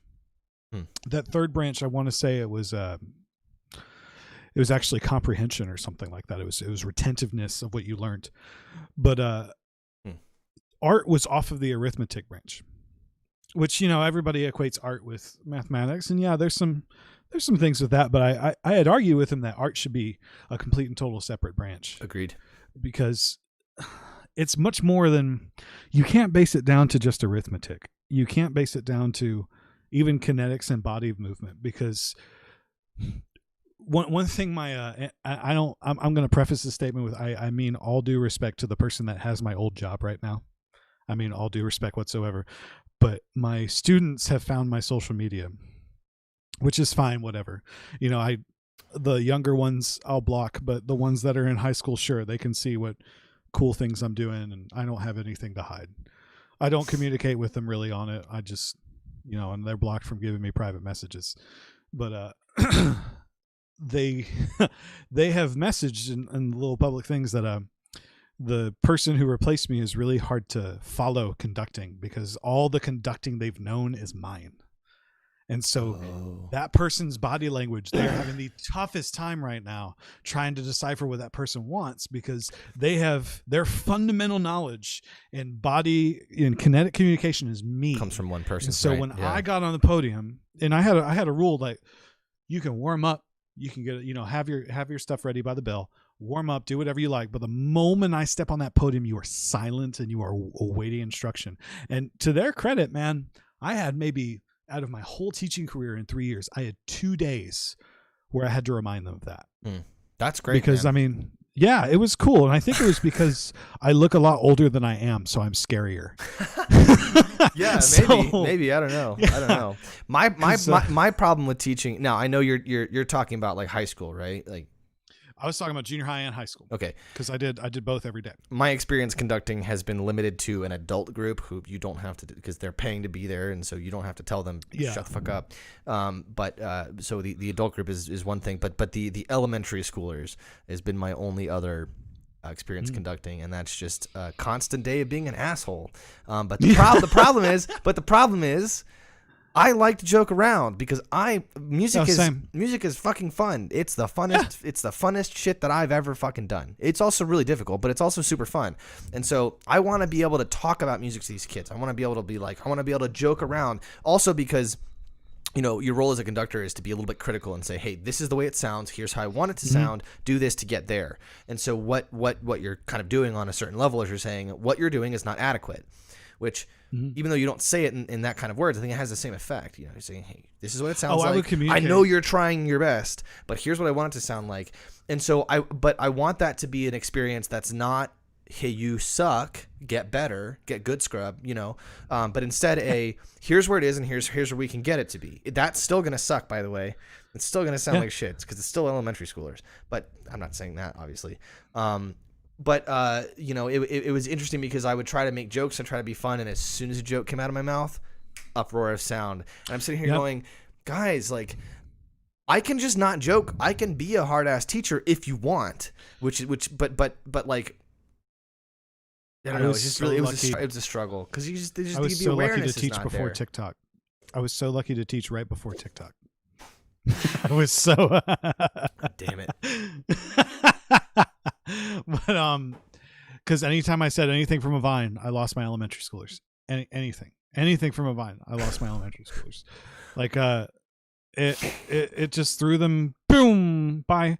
But I loved messing around, telling a joke or two or something, because that's just I really wanted to focus on having my elementary group, my groups that would meet after school, my jazz group, my beginning band group, my advanced band group, and my wind ensemble, forming their own little culture and forming their own little like hub of knowledge and things. And one thing I did that I found to be effective when I say vines and TikToks and crap like that is, with that communication, if you say things at their level or at their comprehension and you relate it to things, their ability to understand music skyrocketed. Like, let's talk about tenuto quarter notes. So, tenuto quarter notes, big fat connecting quarter notes. A way I would say that to an adult ensemble is that the quarter notes need to be so sustained that they're touching each other physically. Like the sound is touching each other. Yeah. There's no space in between them. What I literally said to my kids when we had tenuto quarter notes played, I went to the board, I drew a quarter note, and I put #dummy-thick, and I put the tenuto symbol. And then I went to the board, I drew a quarter note, and I put the staccato symbol, and I put #slimfast. And then I said, mark on your music, dummy thick and slim fast.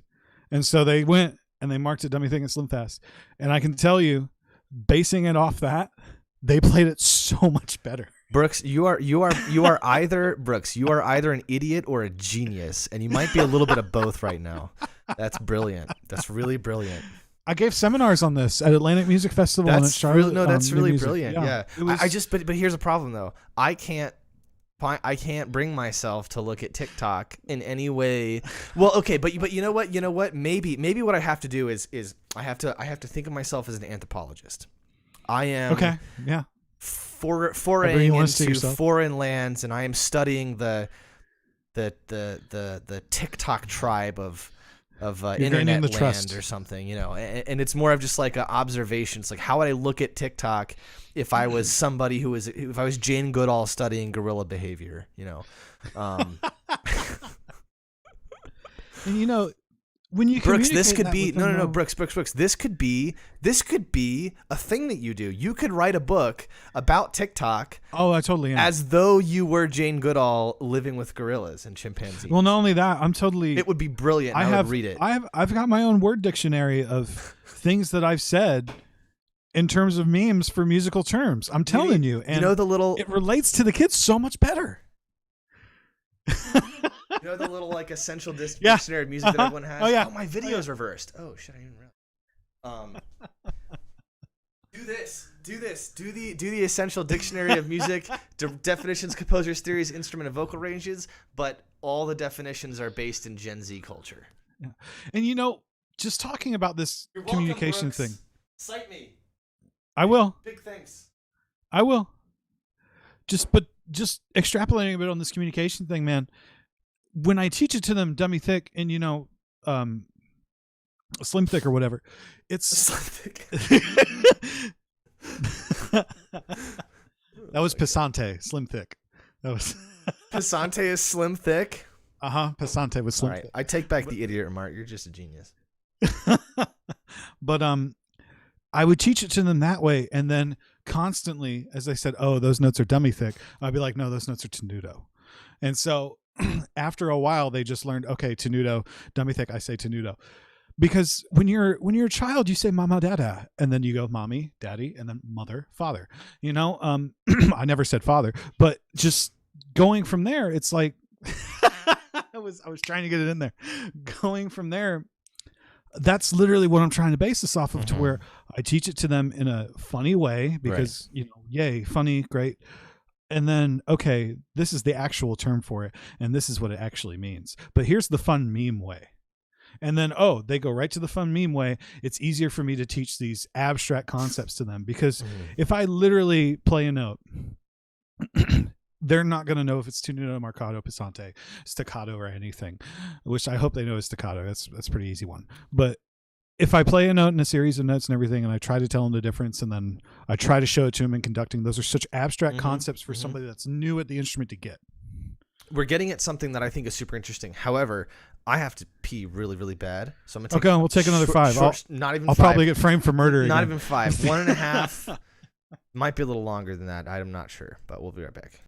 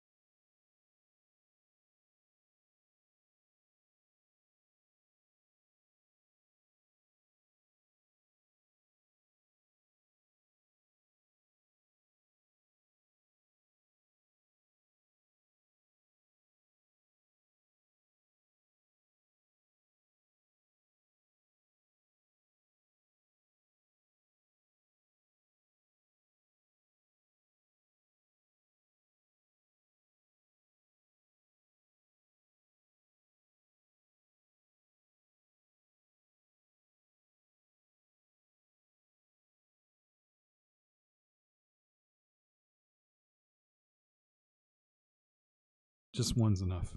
It's hard when I sleep because my nose gets all stuffed and I breathe out of my fucking mouth. Well, the thing is with cats too, they like when it's time to wake up, they wake you up, and I don't like that, man. If you're my pet, you're a subservient thing. Yeah, my girlfriend's cat doesn't do that, but she does. She'll just like sit in front of doorways sometimes, like outside my room to get into the living room is a pretty narrow doorway. And she'll sit just right across. I can't step around her. I have to step over her. And when I step over her, she's like at my feet. I've got scabs on my fucking legs on my feet because of this damn cat. Oh, God.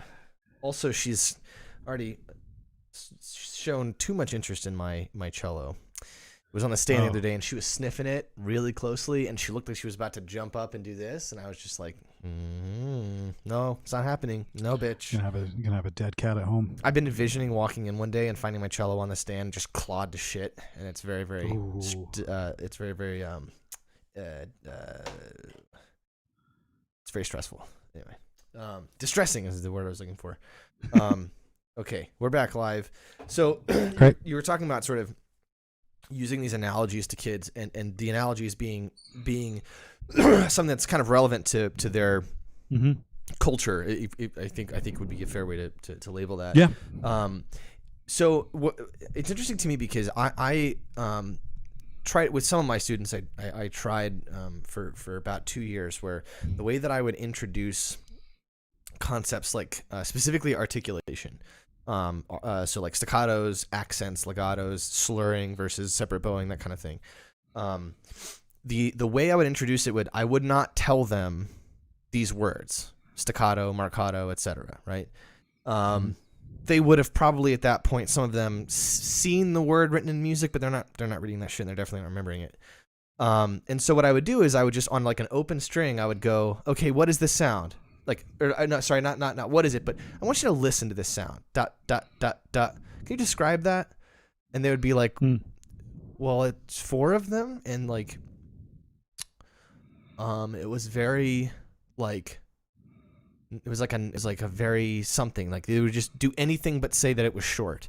And then I would, I would slur ba-do-dee-dee, and then I would go, same thing, ba-do-dee-dee, all separate. What's the difference? And they would just be like, it's the same, But as soon as I taught them words like, this is staccato, dot, dot, dot, dot, this is legato, wah, wah, wah, wah. All right, now which one is this? Dot, dot, dot, dot, that's staccato. They might struggle with the word, but all of a sudden they knew what it was. And it was really interesting to me in that, like, it seems like there's a connection between like how, like, the language we use to describe something and the actual experience of that thing. And this idea of using, maybe a little more hip terminology than I was using, as a preface to the actual, like, sort of technical word, the correct word, whatever you want to say, is really interesting. Plus, like, you're using references that they know, that they're experiencing on a daily basis, and they're probably going to see that hashtag dummy thick again before the day is over, and hopefully at one point they'll go.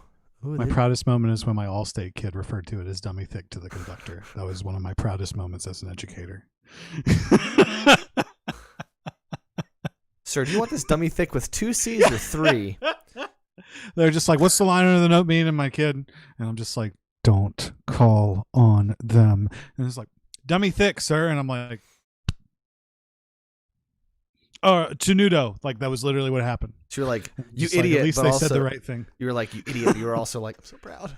Yeah. Well, no, everybody laughed in the ensemble. It was a good time. But yeah. But speaking on the communication thing again, relating to them culturally is also a thing that I would say different musicians do. Because, I came up in music as a rock and metal guy. So going to beginning band and playing trumpet in 7th grade, learning how to learn the difference between not just loud and soft. Because really in rock and metal, you just learn loud, soft. Mm-hmm.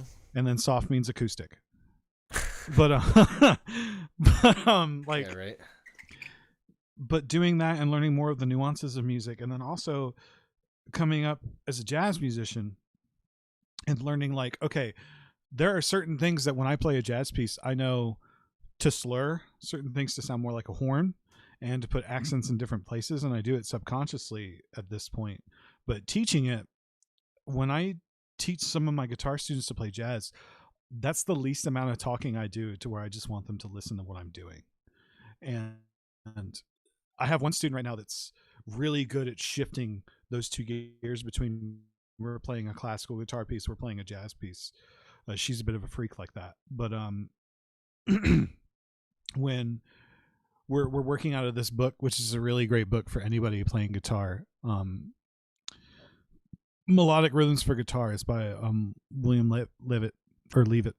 It's a whole bunch of just, it starts off with just, here's the rhythm, so 1 and 2 and 3 and 4, 1 and 2 and 3 and you just repeat those rhythms. And then there's a study that has those exact rhythms, but it has those exact rhythms in like a standard of a little improv thing on a standard. And you play the same thing. It's an AABA form. But what I've been doing with my student is I have her play it for me straight eights, and then I have her play it for me with swung eights. And when I tell her to play it with swung eights, I was like, okay, there's a half step between these notes. This is what I want you to do. Slur it. Anytime there's a half step, slur it. And so she does that, and she just goes, oh, wow, that sounded really cool. I was like, yeah, you sound like a horn. You sound like a trumpet player or a saxophone player. That's cool. And then when we play it with straight eights, she's way more focused on the downbeat of notes and the accuracy of them. But when we play it swung, she gets to free up a bit. So when you have jazz musicians talk about marcato accents, because I mean, half the time in jazz it's a marcato accent or a rooftop accent or some other bastardization of what we call accent and articulations in the classical period.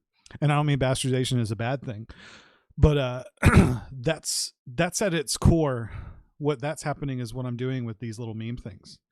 And I've really thought about making these more accessible to this generation because when we shifted to online during COVID this past March, I had a concert the day of like crap going down.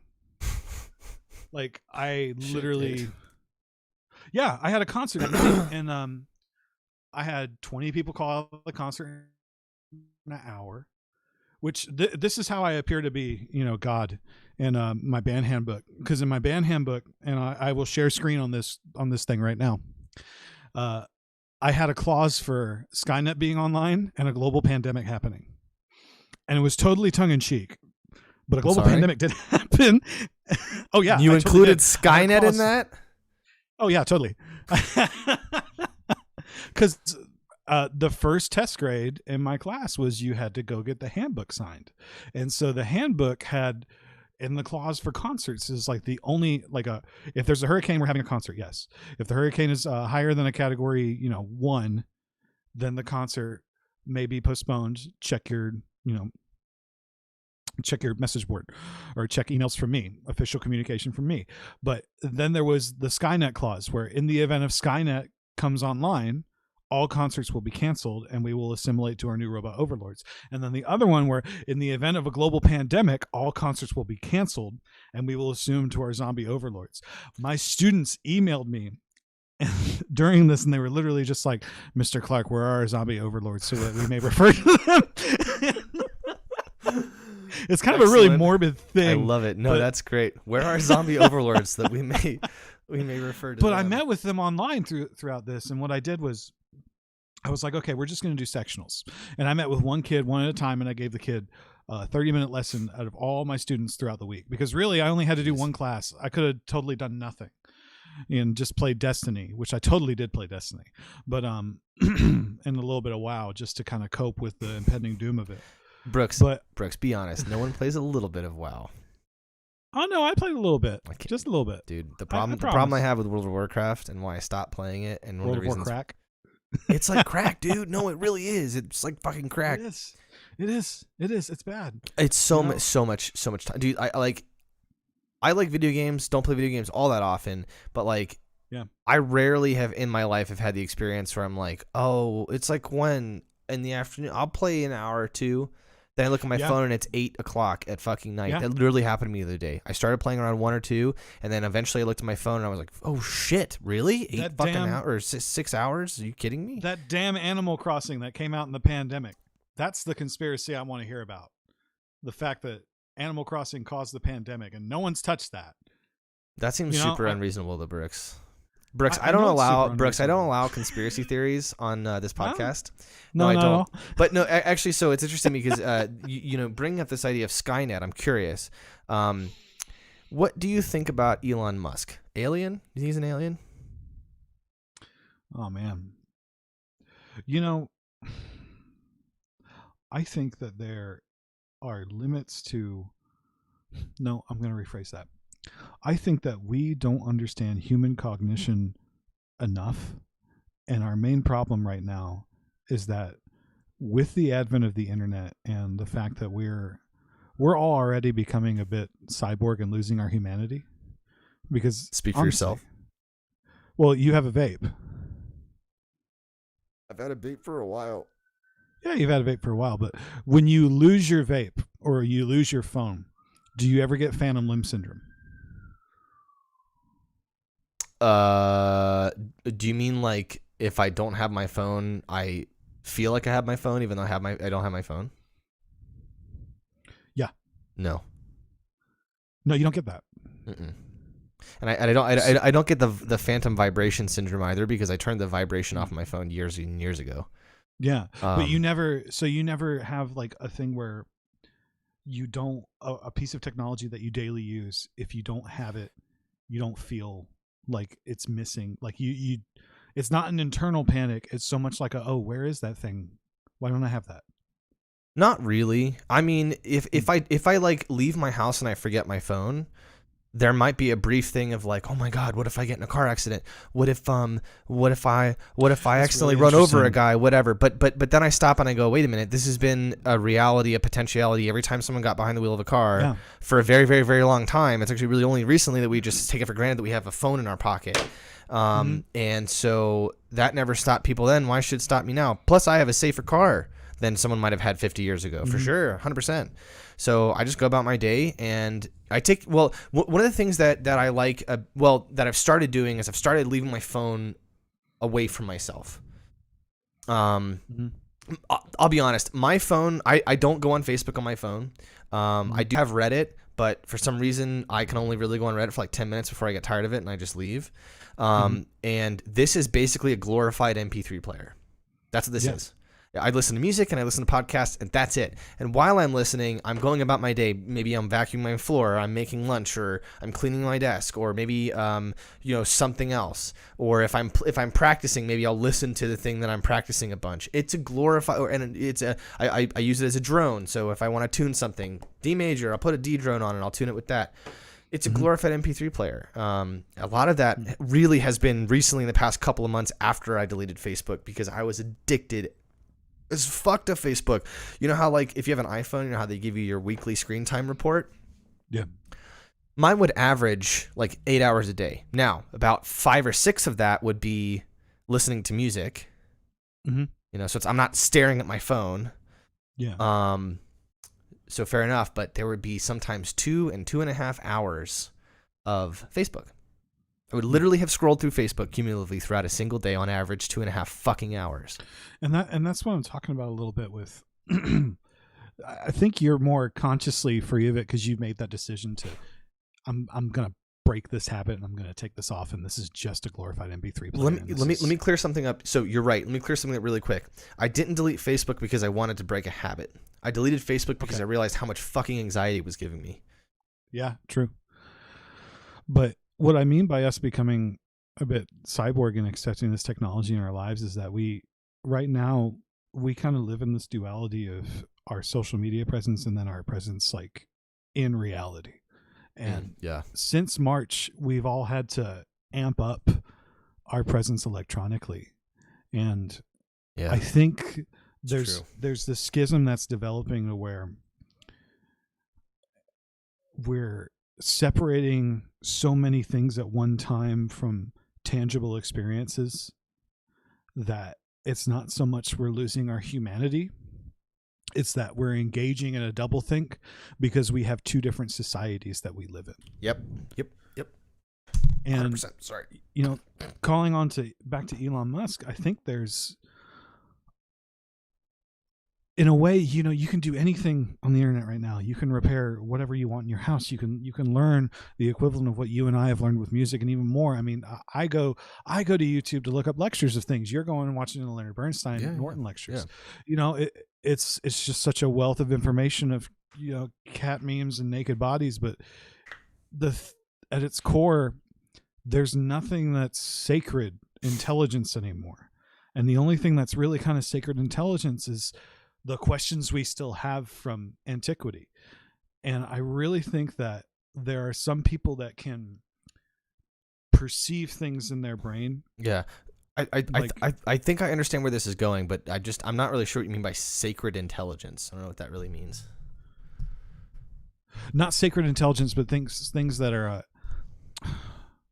nothing sacred anymore in the sense of, like, if you want to solo over a C7, you can go online and Google that. If you want to know who the cast of Lost Boys was, you can Google that while you drive. Okay, let me stop you right there. Knowing who the cast of Lost Boys was is relatively trivial knowledge. Knowing how to solo over a C major blues, that is not trivial. Listen, you can read all you fucking want about how to solo. That doesn't mean you can just sit down and do it. I mean, and that's the thing. You can't sit down and do it, yes, and then you can look up how to repair a sink on YouTube, and it doesn't necessarily mean that you're going to be able to repair it in that way. but the information to get to that point is so freely accessible. And that's what I mean, to where we don't have the means of not knowing anymore. I think this is a good thing, though. I mean, more access to information is clearly beneficial. Yeah. Yeah, it is. And I'm not trying to dog on it, but I think that there sometimes is, with all of that information, it kind of ties to the overwhelmingness of, specifically right now, of us living in a pandemic, to where we can fact check things in the blink of an eye.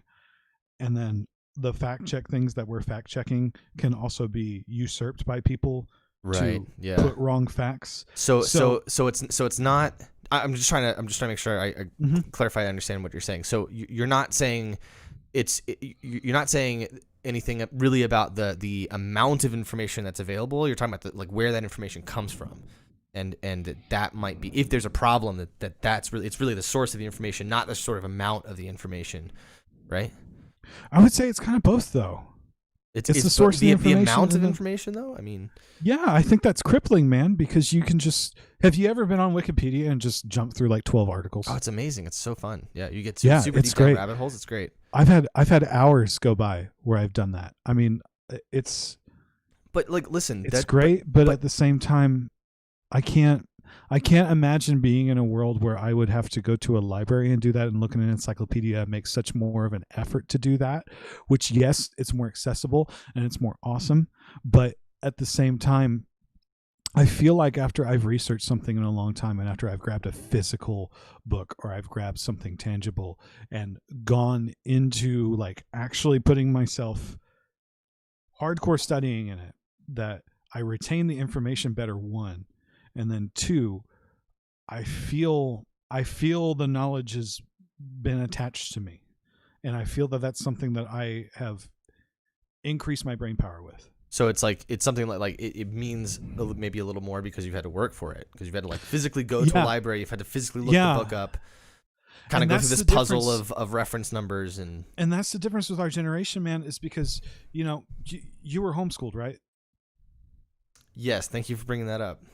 No. I'm just kidding. Yes. I was homeschooled. I went to public school, but in my elementary courses, there were chalkboards.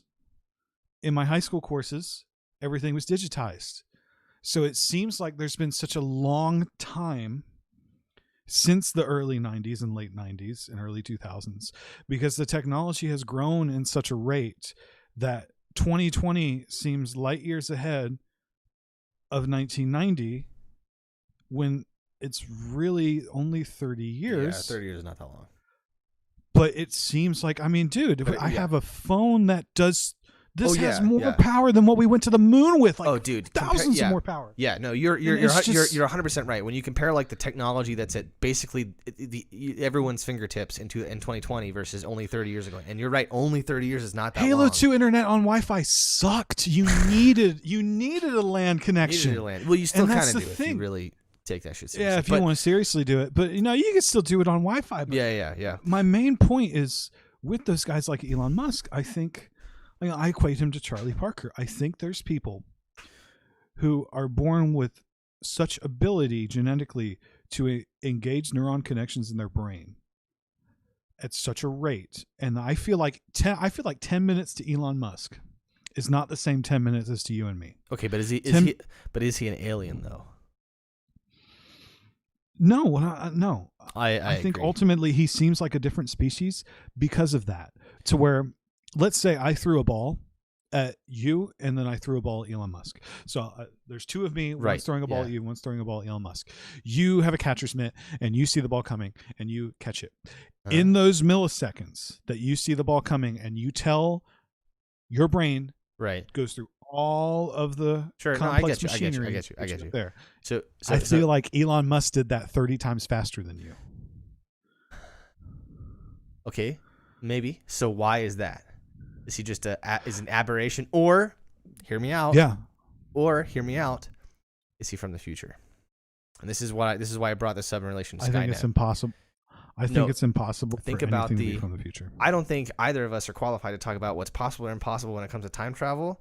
And I'm only saying that as a way to shame you and to just indulge me on this real quick. No, I'm just kidding.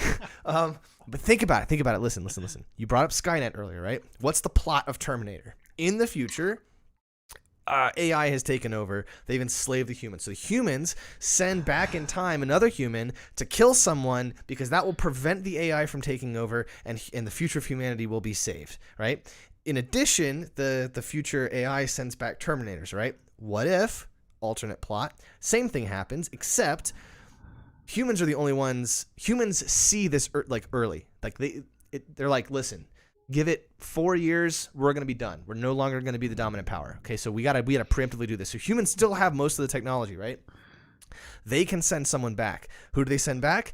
Elon Musk. Why? Because it's not so simple that you just kill the guy. Because the problem with Terminator. Do you want more DMT? Listen, because the problem with Terminator is it creates paradox. Because if the AI were never created, they would never have it need to send somebody back to kill the guy who creates it. So if they kill the guy who creates it, then they never ended up having to send a guy back. So it's a paradox. Terminator doesn't make any sense. But it does make sense if instead of going back to kill the person who would create Skynet, you simply create a interplanetary species. You get the species off the planet. Because then Skynet, they can have everything left over on Earth, and we can go ahead and nuke it, and we'll still be alive in space. And you haven't created a paradox. See what I mean? So Elon Musk has said on the Joe Rogan Experience something about like Joe Rogan said, have you talked to people about your skepticism about AI? And Elon gets this thousand mile stare. He looks like he's remembering, not like he's doing anything else, but he's going he's just this 1,000 mile stare. He's like, yeah, I tried to talk to them. I tried to warn them. They didn't listen, and the results were disastrous. And then he just goes on like he never said it. Like he just talked past tense about people not heeding his warnings, and the results were disastrous. I'm just saying, I think he's a time traveler.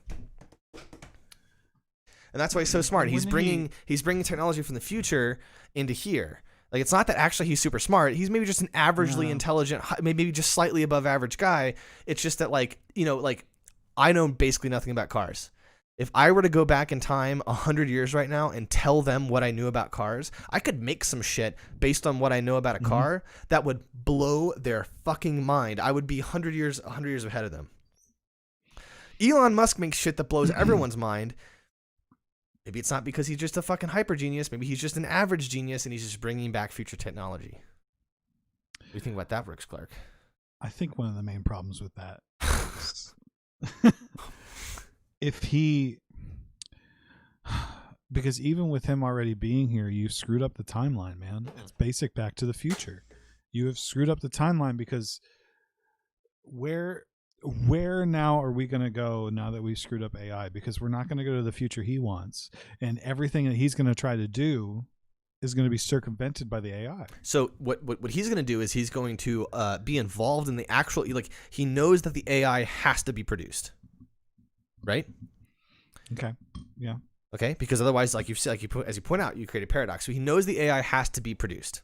So what he does is he goes back to a point where he can kind of get into the sphere of people who are creating this thing, and he can have some influence. At the same time, what he can do is he can do what didn't happen before, which is he prepares the planet to be he prepares the species to be interplanetary. This. You do this in the JU Lounge. I know. Really missed it. He prepares the species to be interplanetary, and then the AI still gets created, and the same problem comes up that they know, because remember, he's not coming from a time when the AI has already taken over. He's coming from a time when they predict the AI will take over, but they still have the power to stop it.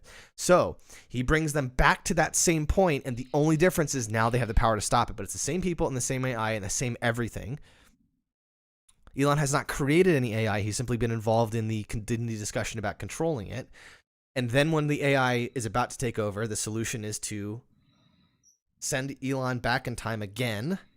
Unfortunately, Elon gets stuck in a time loop. Sorry, Elon, but you're going to have a good time the whole time. And then the rest of humanity goes out into outer space, and AI stays on the planet. We nuke it, and then humanity is saved. So you haven't actually changed. You haven't really changed the future. You've just changed your response to the future, if that makes any sense.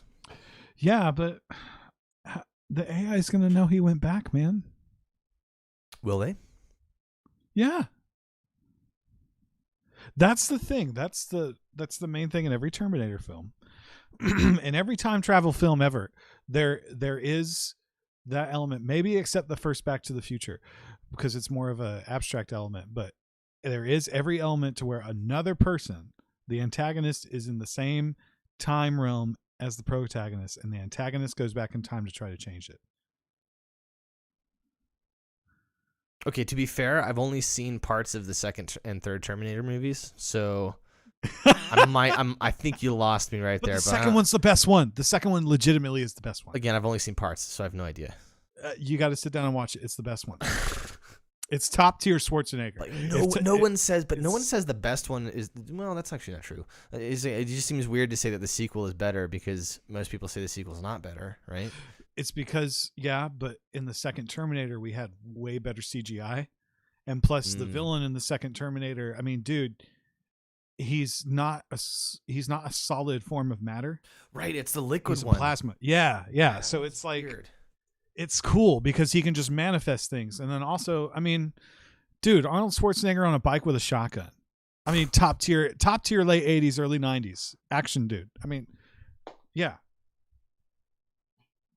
It's like I watched Blade Runner, which, did you know I've been on this podcast kick from the Prince estate about Prince recording some of his albums. It's a really cool podcast. Yeah.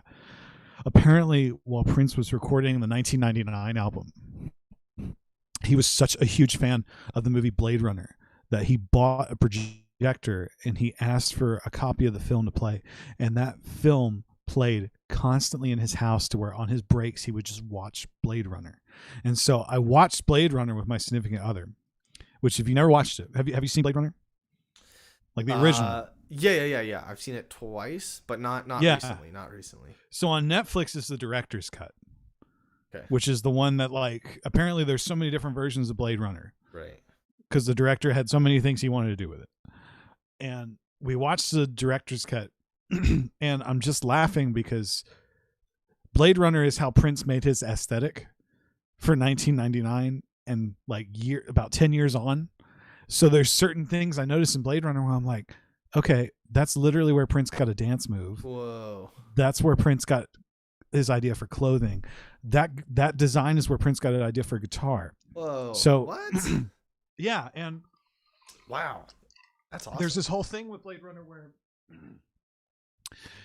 the main premise with if you're really a clone or you're really a human or not kind of ties into today a bit, where we're getting more and more technology in our lives, especially now. And are we really human? Are we really at our core human from that schism? Or are we dancing? But are we really getting to that core element of what makes us human? I mean, can we have everything in this digital realm and still retain our humanity?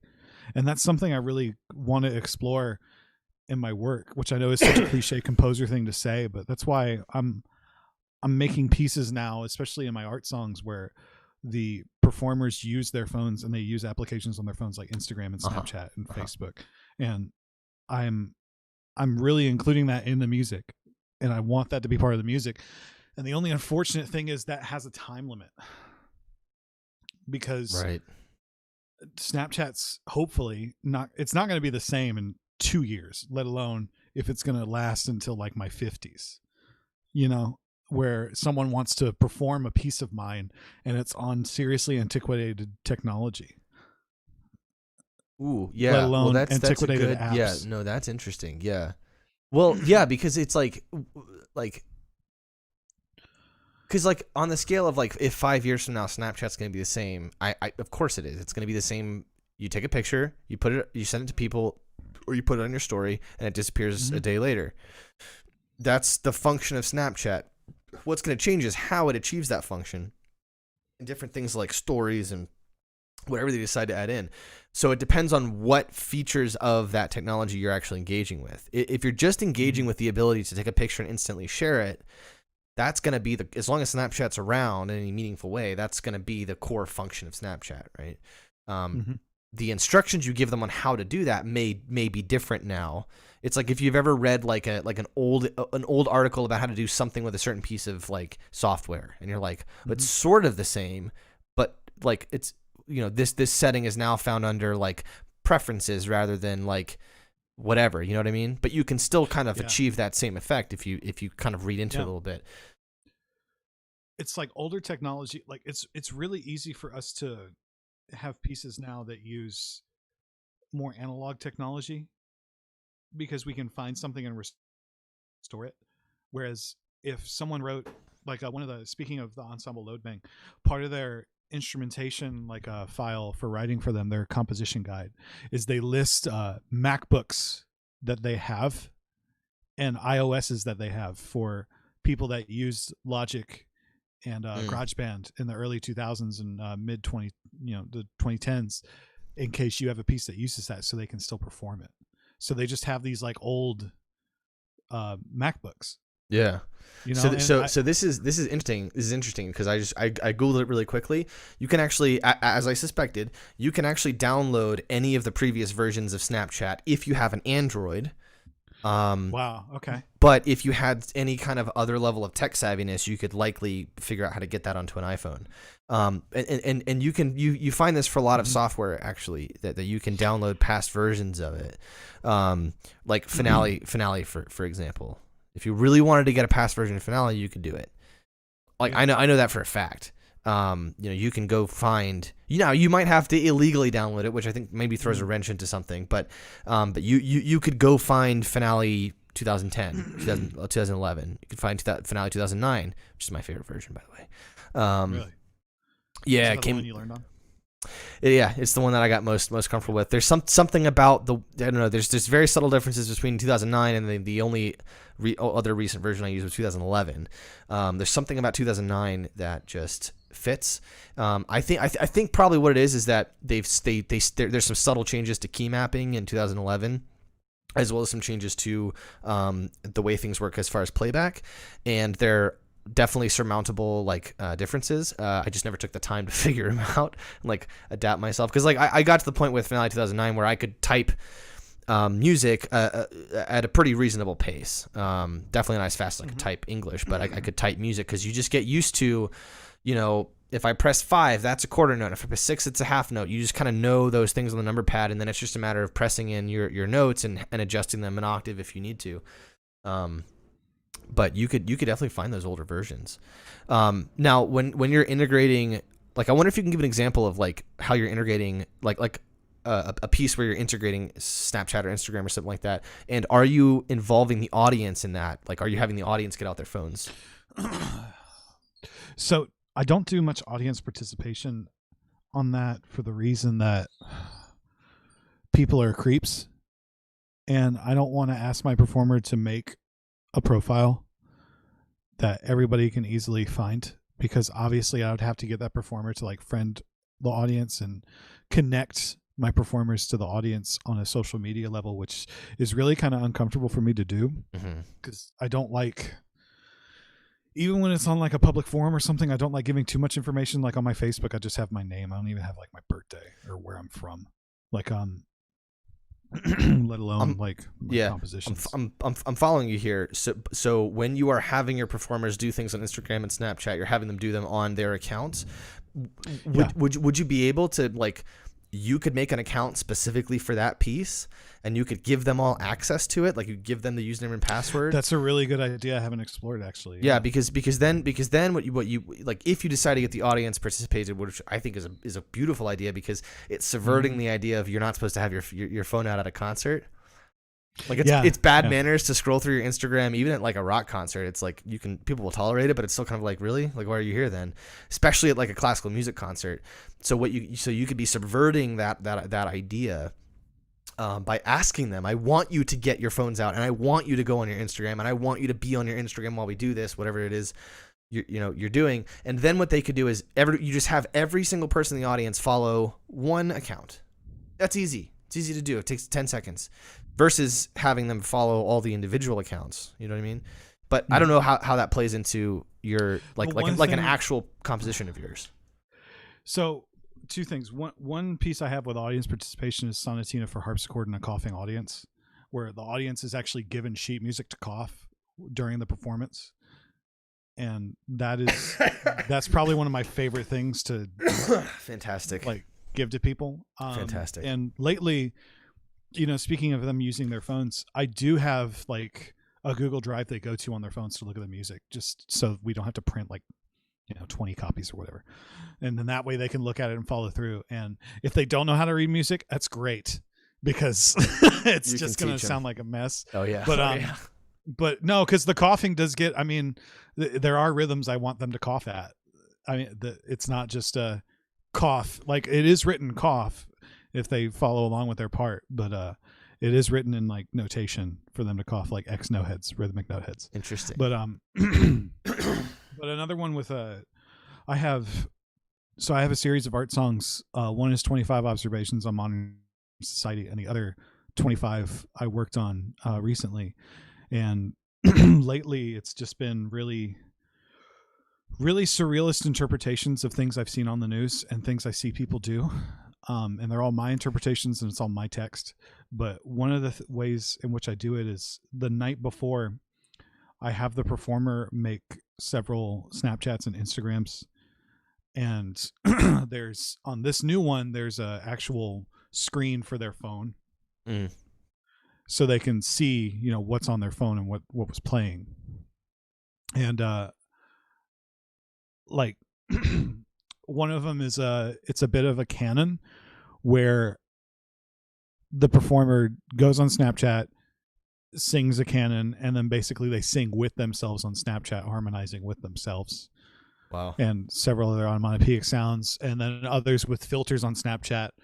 And then there's another one where the pianist drops their phone in the piano, and the performer calls it, and the vibrations from the phone going around on the piano make this landscape of which she's, or whoever is, it's really with the soprano, of which she is singing with. Interesting.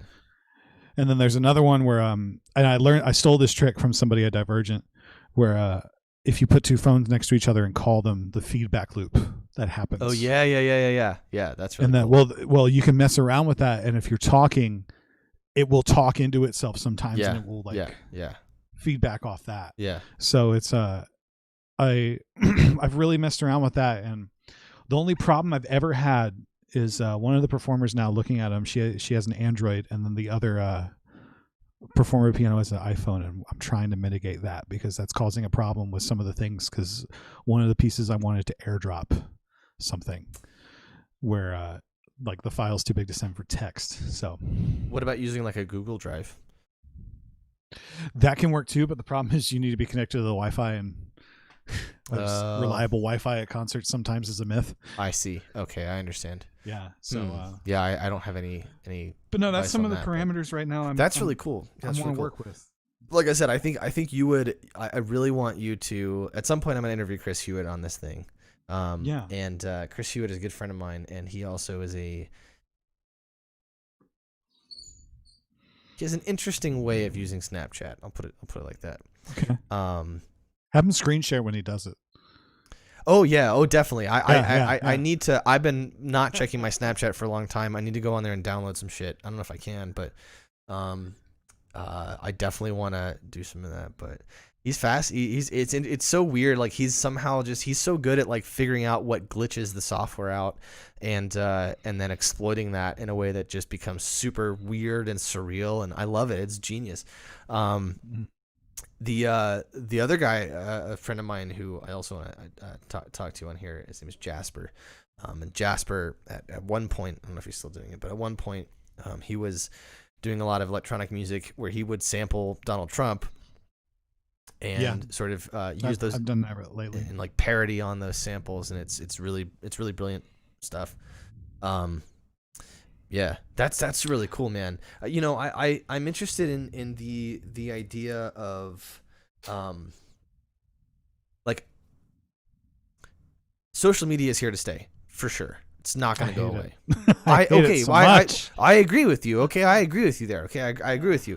But my personal sort of inclination is to say I really don't want, like, I would be super against it if the federal government came out and said, you know what, you guys that live here, you are not going to have access to Facebook or Instagram or Snapchat. That is so anathema to everything. I think I think people should be free to get these platforms if they wish. That's my belief. But I think that, like, we're going to have to figure something out culturally and societally. Like, we're going to have to adopt principles not mandated by the government, but just as a society, we're going to have to adopt principles that include it's sort of taboo to use too much social media.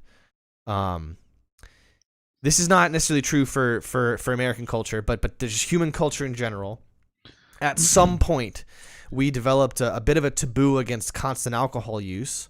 But it makes sense that would have had to happen after the effects of using alcohol too much, both short-term and long-term, became somewhat known to people, right? So we had to experience the negative effects of too much alcohol use while it was permitted and no one really cared about it, to eventually stop as a society and go, wait a minute. We need to make this a thing that we just don't do, right? Which is why we have taboos against alcoholism. And I'm saying that as someone who's had 2 beers at noon, so whatever. It's 4:30 here. Okay, fine. Yeah, it's 5 o'clock somewhere, I guess. Yeah. Like, I don't know. Like, I think at some point, as like culturally, we have to get to a point where it's like, if you're somebody who just sits there and scrolls through Facebook all day in public, people look at you like, I don't know. There needs to be like some sort of just cultural standing that is impacted by being somebody who uses social media too much.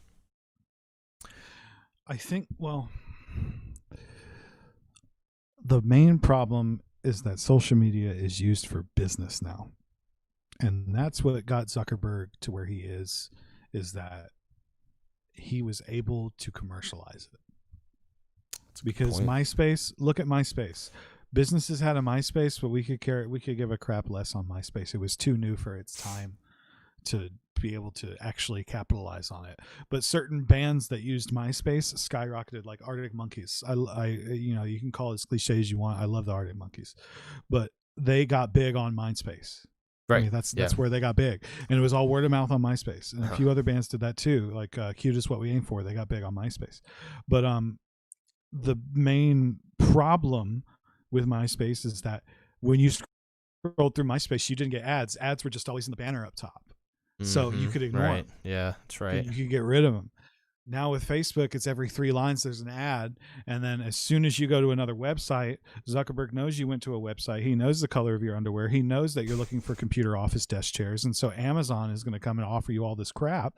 And that's how he got into the cancerousness of reality that Facebook and social media is that all this crap is so interconnected.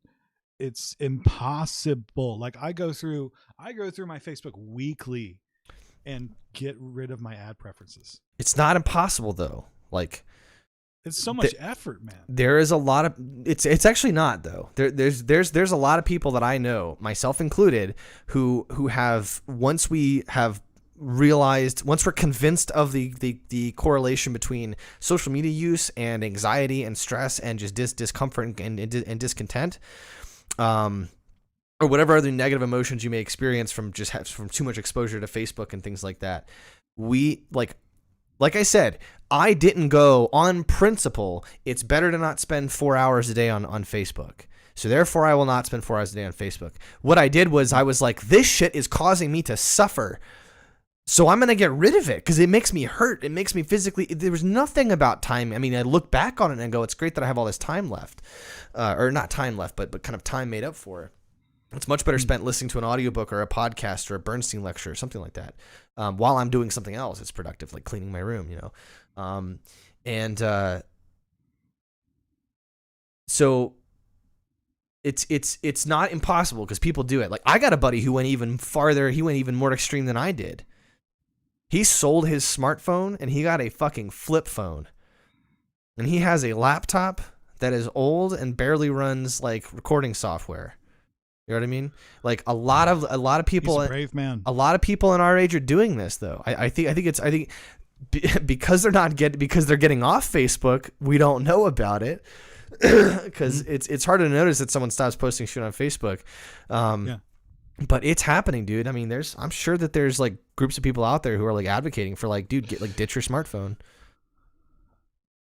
You know, I really wanted to, of all the things I could do if I was a millionaire, but I really think it's either I want to make the society or I think the society is going to happen is that there's going to be these societies that want to live like it's the early 90s where there's only a dial-up connection and there's no Wi-Fi and there's no social media. You just use antiquated technology to where it's almost like a Amish setting, but stuck in that period. Yeah. And I think that's going to be like, I really think that's going to be a thing in 30 years. Which one? That that you think like people are going to be a little more Luddite as far as technology? No, I think that's going to be an actual society. I think people are going to go in the mountains of Denver or whatever and make like log cabins where they live in. Oh yeah, dude. Like I think it's going to be that, and where they're going to be like the new, like there will be the antiquated Amish and there will be the Amish of 2030 who live like 1990. You know, it's. Yeah, interesting. Oh yeah. Huh, yeah. So that's how my mind works. Slightly, it's like you're gonna go into it like if you I've never been to an Amish community, but I imagine if you did, it would feel like going back like 200 years. But it's funny thinking about like going to a place and it's like, oh, this is just the 70s again, you know? Yeah. Or not even the 70s, maybe even just the early 90s, you know? Yeah, and that's what it's like. They still use technology, but they don't use the sheer convenience of it. Like there's a point where my phone has been too convenient when I just want to make a freaking call. It tells me, it's just like, you're on the train. Do you want directions to home? It's like, no, I want to call my significant other. It's like, here's directions to home. And it's like, use a phone. That's all I want to do. And it just like when I type something, it's like, are you hungry? You want to do this? You want to do that? It's like, no, shut up. So I want to just do this. So I went to look up this phone. We were talking about people getting rid of their phones. One that I heard of lately, and apparently it came out with a new version that's even cooler, is called the Light Phone. And they're like the first thing you see on their website is designed to be used as little as possible. And I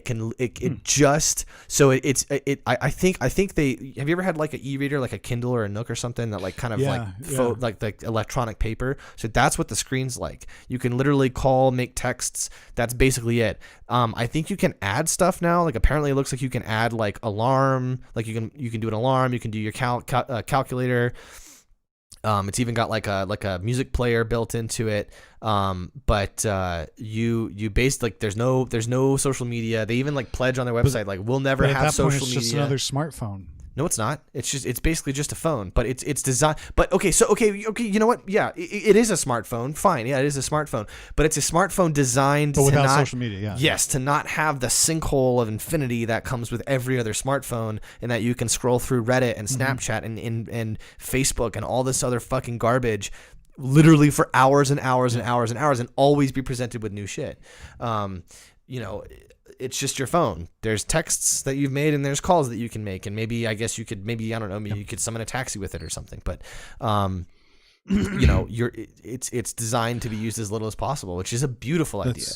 That's a cool concept. I was, I think I remember there was something like that on some kind of like crazy conservative infomercial where it was like a Patriot phone never tracks you, like something like that. Yeah. No, I haven't. Your volume went really low for a second just now. There we go. Sorry about that. Yeah. You haven't seen Trumpy Bear. Wait a minute. That now you're low again. Oh wow. It should be off when I do that. Oh well. Yeah. But no, it's like so low I can barely hear it. Trumpy Bear. Let's see if we can do Trumpy. I'm looking at it right now. This bear looks threatening. Dude, Trumpy Bear. I've ruined my internet Googling this now. Dude, the fucking video for Trumpy Bear is amazing. Dude, is this the one that can like watch people? No, I don't know. I don't think so. Hold on, let me see. I'm gonna put this. I think I can share my screen really quick. People will be able to see. It's got a signature. I just want to do. There's a signature for this. Trumpy Bear official website. Look at this. Can you see this? Dude. It's so funny. It's so ugly. Like, why would you buy that bear? Added bonus, cozy flag themed blanket inside. God, this is so gross. Oh, it's so bad. In the flag code, there's a certificate of authenticity of what? Of the actual bear. Yeah. No one is going to go out of their way to rip that bear off. Shh. Okay. You wait 10 years. Oh my God. You wait. That thing's going to be worth millions. There's an official commercial. The wind whispered through the forest. Oh, a storm. I am the storm. The great American grizzly. Storm? Introducing Dude, the do you original notice, like, Trump. Do you notice that just all of the advertisements associated with conservative media are like look like they're made on the cheapest like graphics interfaces? I don't really tend to see political advertisements anymore, so I have no idea. I don't see them that much. I don't see them that much either. The fearless, super plush American grizzly. Trumpy Bear was born June 14th, Flag Day. Just find the secret zipper. Wait a minute, hold on. Trumpy Bear was born June 14th. He was born? Flag Day. Just find the secret zipper and pull out the American flag themed blanket. Show your patriotism and proudly display Trumpy on any American holiday. God bless America and God bless Trumpy Bear. They built American a cape into him. Ruled the world. Dude, she looks so scared. Now we're back on track again. Thank you, Trumpy Bear. Trumpy Bear sits proudly at the front of the motorcycle and loves to cruise with his brother. I'm a former Marine, and I'm proud to have Trumpy Bear ride by my side. Once a Marine, always a Marine. When I saw Trumpy Bear, I knew I had to have him. He's a fighter just like me. The thing that weirds me out is the hair. Have Dalmatians. We have Trumpy Bear. The hair's really I've been in law enforcement for over 4 the hair's years, crazy. And I love my Trumpy Bear. Trumpy Bear always has my back. When I go on patrol, I'm rolling with Trumpy Bear. I'm a small business owner, and business is great again. Thank you, Trumpy Bear. But the next thing that weirds me out is that there's nothing but adult males that have this. There's no children. There was a girl in earlier. Well, I mean, okay, but but there's no children, right? Yeah. A stock photo of a child holding a bear is different than Johnny's Pizza. Yeah, but I mean, more like you're not going to get a 9-year-old going, "Mommy, I want Trumpy Bear." Okay, maybe. Let's hang on 1 second. Let's look at the screen. So on our left, look into his eyes. Which one? On our left, the guy the furthermost to your left, Johnny, which Johnny's eye? Pizza. Which eye? Both. Just look into his eyes, and you see he doesn't believe this, dude. Okay, so then that's actually, dude. I was about to say that. I bet you. So this is the kind of thing that I would make as somebody who's not a Trump supporter. And I would try to sell to Trump supporters, and I would make this commercial to be so satirical to the point that they didn't fucking know, and they would buy this bear en masse, and I would make so much money off of these Trump people, but I'm not a Trump guy. That's the kind of shit that I would do. The disingenuousness of information and products now. I mean, it's a real thing that people are doing. Like, right? Yeah. Are you weirded out that people have made face masks a capitalized product? Like, am I weirded out by it? No, somebody had to make them. I'm not making them. So let me rephrase that question. Like, I still get some of the fundraising emails from companies for like bands and things like that. These companies that just are predatory and want to fundraise for you, quote unquote. And then there are a few of them that are legitimate and that like to fundraise for you. But I can't see how some of these companies make money for other people because they don't report how much money you have to give to the fundraising in order to participate in the fundraising. Like I raised $2,000 with my band program. It cost me $4,000 to raise $2,000. That's what they won't tell you.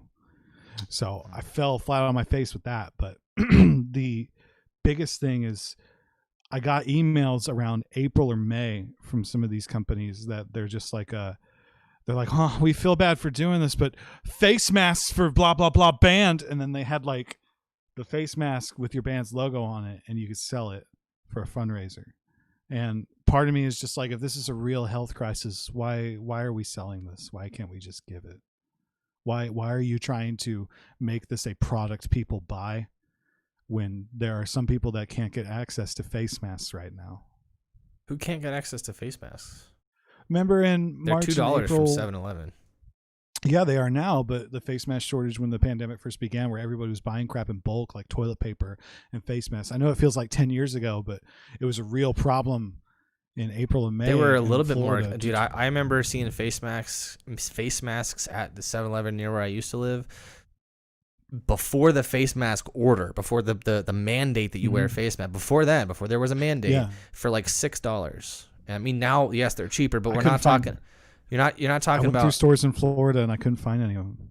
I ordered mine on Amazon and I got one. I mean, I saw them in basically every gas station that I walked into. First thing when you walk into a CVS out here. So, I mean, maybe there's some people who can't get access to them, but I mean, and that could be overpoliticized from a giant city like New York, where it's a huge population and they probably can't get face masks. So the news is going to say no one can get face masks.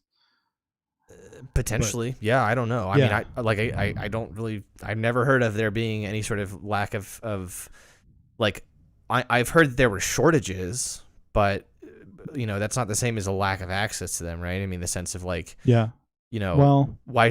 Because okay. So when you say someone who has a lack of access to face masks, are you talking about a particular lack of access, like they can't afford them, or are you talking about a lack of access? Talking about there's no product, there's no supply, there is a low supply, right? So there is none available. Well, there clearly is a product if there's somebody who's trying to sell them for a fundraiser, right? I mean, if you have to buy them somewhere, you might if you have to buy them from somewhere, you might as well buy them as a fundraiser. I get that it's different for you because this is a matter of fundraising for your band rather than me just going, sure, I'll buy you a $4 face mask. You know what I mean? But yeah, no, I'm just talking about the basic principle of like a face mask being used as a fundraiser so close to like we have people dying and we don't know what this disease does. Depends on what the fundraiser is, I guess. I mean, listen, Brooks. If I had to buy a face mask right now, because I don't have any. Let's say I don't have any. I do have them, but let's say I don't have any. I have to buy a face mask right now. I would much rather pay $15 to buy a face mask from you if it's going to go to your band program than pay $10 to a 7-Eleven. You see what I'm saying? So it's like, no, I see what you're saying. They have to be sold. I don't see what's wrong with a fundraiser. So I see what you're saying now in late September. I'm talking in April and May when it's at the height of this thing, and I was getting emails to prepare for the next school year and have customized face masks to sell. And have like an idea of like, okay, this face mask, people need these face masks. We're in a pandemic. We're not going to think about like, oh, let's think about the safety of my kids and let's think about all these other parameters. We're just going to solely focus on like, let's sell face masks right now. But isn't that for safety? I mean, like, because if you instead did a fundraiser where you just sold donuts, I'd be sitting here going, well, why aren't you thinking about the safety of our kids and selling face masks? Yeah. Now, I'm just talking at the time, it seemed disingenuous to me. I see. Okay. When there was advertisement on the face masks. Now, okay, it's a regular thing. We have enough face masks, but at that time where it was so close to the pandemic order and then the face mask order and the eventual shutdown of things where we're in the gloom and doom of it, I felt like it was just a disingenuous thing from companies to put their products on the face mask when all of us are just like, okay, do we need the face mask? Do we wear the face mask? So it's can I even get access to the proper face mask that I need? So it's not a matter of the fact that they were advertising with a face mask. It was the timing of the advertising is what you're saying. Yeah. Okay. Yeah. I don't know. I mean, like, how do you decide like the timing of an advertising? Like, I mean, I'm not involved with these companies and figuring out. I'm not in the ad department. I don't know shit about advertising. So when it comes to timing, it seems like at the beginning when everyone's scrambling to get face masks is the time to advertise that you have face masks, right? Because it's when you have a super high demand, and you still have a high demand now, but it's definitely less than when no one had face masks and we all had to buy them, right? Yeah. No, that's a good point. But I understand what you're getting at as far as like the politicization of the face mask in the sense of like, it does seem a little slimy, doesn't it? Like, yeah, because this is not just like a new phone case that came out. Cool, you stick an advertising in a phone case. This is like it's intended to be a medical device. Yeah, it's like we're telling people you need this to be safer. And then at the same time, people are going, well, let's fucking put a Coke logo on it, Yeah, let's put a Coke logo on safety. Yeah, I get what you're saying. It does seem a bit slimy, doesn't it? Yeah, it made me uncomfortable a bit, but I mean now it's like there's the face shield banners and then there's like it's just become part of the normal. Like, is it weird you out now when you watch movies and stuff and like you see people in such close proximity that you're just like they're not social distancing and they're not wearing masks? Like, it's funny watching people in movies like shake hands. I'm just like, oh, that's right, we used to do that. Oh, and you never knew if that guy washed his hands after he took a piss or not, but you never really worried about it. Like, wow. I thought about that before the pandemic, and that's why I was kind of obsessed with using the hand sanitizers at JU. See, my whole thing is you got to be exposed. Like, your immune system is like a muscle. Like, you got to be exposed. You got to always be fighting stuff off. That's what keeps your immune system strong. That's why you get kids like, I grew up in the middle of fucking nowhere on a farm. I still shake hands with people. I mean, I still do too sometimes, but like, it seems like much more of a taboo thing now. I don't know if that it's, which is weird. It's not that shaking hands is a taboo, but we also say like, don't fucking shake hands with strangers. And so now it's kind of like, if you do that, then it's sort of like, are you also an anti-masker because you're ignoring this, whatever? But it's funny. And you're starting to see commercials and stuff now with people wearing masks. Sorry, what were you saying? Good luck in Boston or NEC or anything like being an anti-masker. The vibe here is so different from Florida. Like, well, I'm not in Florida.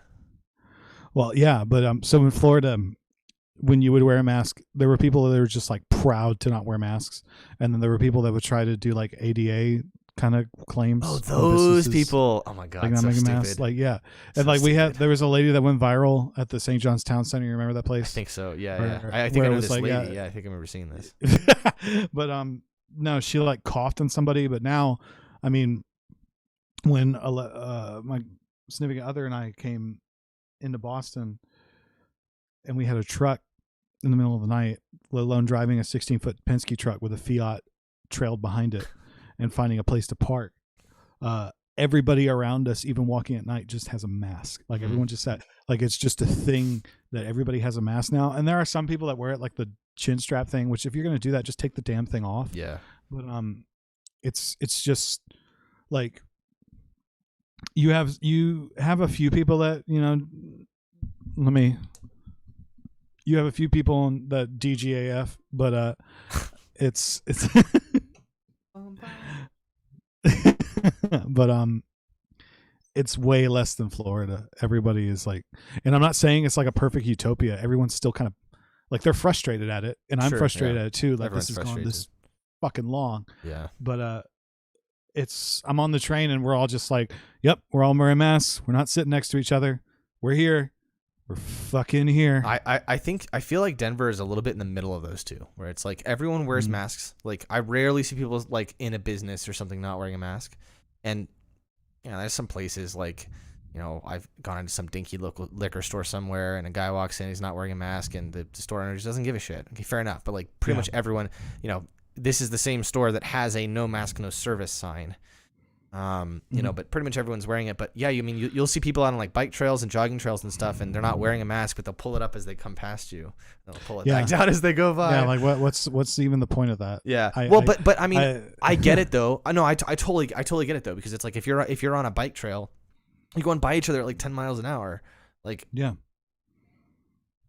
It's nothing. If you and I were biking by each other at 10 miles an hour, the difference is 20 there, you know, and you had coronavirus and you breathed and I wafted through your breath, by the time I get through it at that speed, I'm not going to get anything. And, you know, you're talking about like a daytime when like, apparently it's way, way harder for the virus to transmit if it's airborne during the daytime, because it's super intolerant to UV light, you know, or something. I don't know. That's what I heard on something somewhere.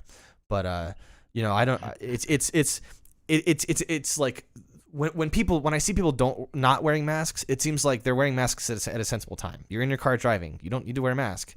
You're in a park and no one's around you, don't wear a mask. Like, you know, at least if the 6 feet thing is real, which it fucking better be. You better not lie to us about that too.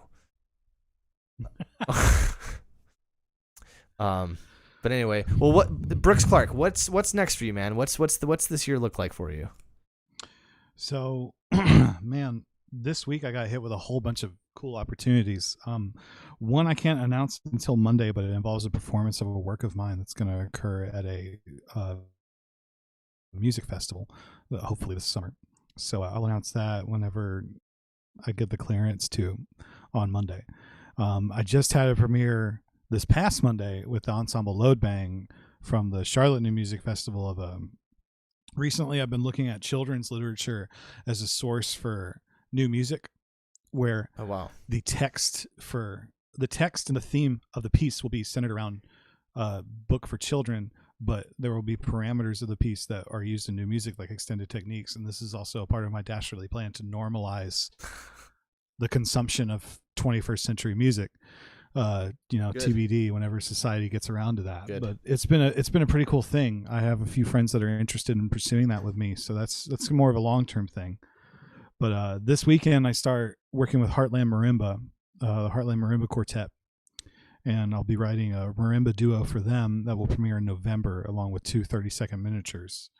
Cool. Then, additionally, next weekend I'll be doing the Heartland Marimba thing, and also a Hypercube composition lab with the ensemble Hypercube, which if you haven't checked them out, that's a guitar, saxophone, accordion. She also doubles on piano and percussion. And they have some really cool. really cool stuff that they do. They performed at the Kennedy Center at a really interesting concert that's on YouTube. It's a Hypercube. It's all one word.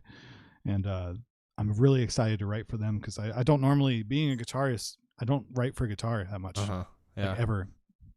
I think that's just because I know the instrument so well. I'm just like, I don't want to write for you.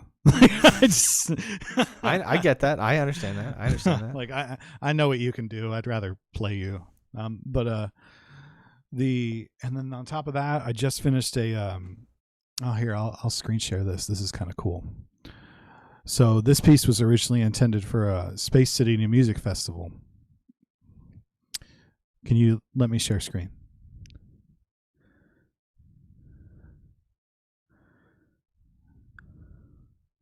Oh, you should be good. Thanks. So this piece was intended for Space City New Music Festival, and it's the coordinates of the Crab Nebula pulsar, and it's for solo clarinet. So I've been working on this piece for quite a bit, and it's become a really cool kind of way for me to first go through my lessons at NEC, and then also just get to know the clarinet more as an instrument. And so I'm really excited to get this performed this year. But it's basically about the Crab Nebula pulsar forming and then exploding, and then just as it's dying away. Wow. Like it currently is right now, because it was based off of a supernova that blew up in 1054, and you could see it for 2 weeks in the sky. Yeah. And I mean, so many scholars all around the earth like interpreted it as various things, because this is just a fireball you could see for weeks. It was just it's so cool. And that really interested me. And then last, Dr. Ho invited me to come back to JU and speak to the comp majors in November. Cool. So oh wow, awesome, dude. That's going to be a cool thing to come by there and get to know them and talk to them. Fantastic. So, wow. Yeah, that's what I've got going on this week. That's awesome, dude. So, wow. Yeah. Great, dude. Well, dude, Thanks, I look forward to all that stuff. Please keep me in the loop. As I pointed out, I'm really not on Facebook that much anymore. So if you remember, just shoot me a Facebook message. I still use Messenger a lot, so just shoot me a Facebook message. I want to check all that stuff out. I love this idea of taking space stuff and sort of trying to kind of have this direct, like logical relationship, like you're taking the coordinates of this nebula.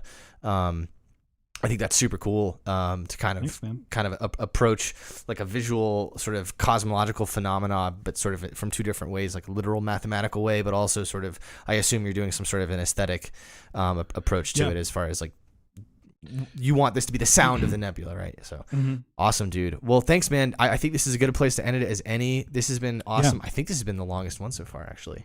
But just about almost 3 hours. You had one other that was 3 hours. Yeah, we can talk. Yes, we can. Yes, we can. Brooks Clarke, I remember you very fondly, and I really want to keep this conversation up. You're brilliant to talk to, and thanks, I really appreciate you coming on and do this. So, all right. Thanks to anybody who's watched, and au revoir. We'll see y'all later. You're awesome, man. I will catch you later. Thanks. Stay in touch. Don't leave the thing real quick though. I won't.